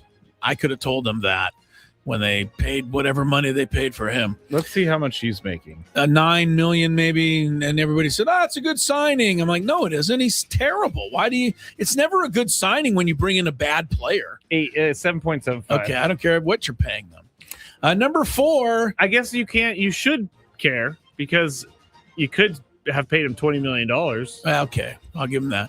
All right, number 4, Rob Manfred's favorite player. Skraby, announce him, the most Corey Seager. People have asked about what is with the Rob Manfred drunk thing in your guys' open. Oh yeah, people just don't remember it. It happened when Rob Manfred was giving the MVP trophy to Corey Seager after the 2020 World Series. Chris says Rob Manfred wasn't. It was happening. Rob Manfred wasn't drunk, but he sounds drunk. Okay, it sounds drunk. Here's why. Remember, the stadium was empty because it was the pandemic. Year, yes. So Rob Manfred was down on the field with this microphone in this huge ballpark, and his voice was reverberating, and he couldn't talk right. Corey. So he ended up sounding like he was, 3 sheets to the wind. Yeah. And Corey Seager, the MV, anyway. Seager's hitting 179. He's been in an over 27 slump, and for that, they just put him on the IL. It's hard to believe Corey Seager's only the 4th most disappointing. This is by the way, 2-time World Series MVP. Yeah. That's how bad he's doing. He's paid very highly. Now, finally, the bill has come due. Scrape. Oh, number 3, Fernando Tatis Jr. Oh, number 3, San Diego Padres. He does rank in the 99th percentile in the hard hit. We get that. 87th percent average velocity. But the results, as it said, and I didn't say this, I'm reading this, yet the results are laughably bad. Oh, yeah. That's kind of that. You know what? That's rude. He slashed 232, 307, 274, which means he's got a 581 OPS with 0 home runs. You know what Nick Castellanos has to say about this? That's rude. He's homerless. He's homerless on 197 plate appearances this year. And 214 going back to last year.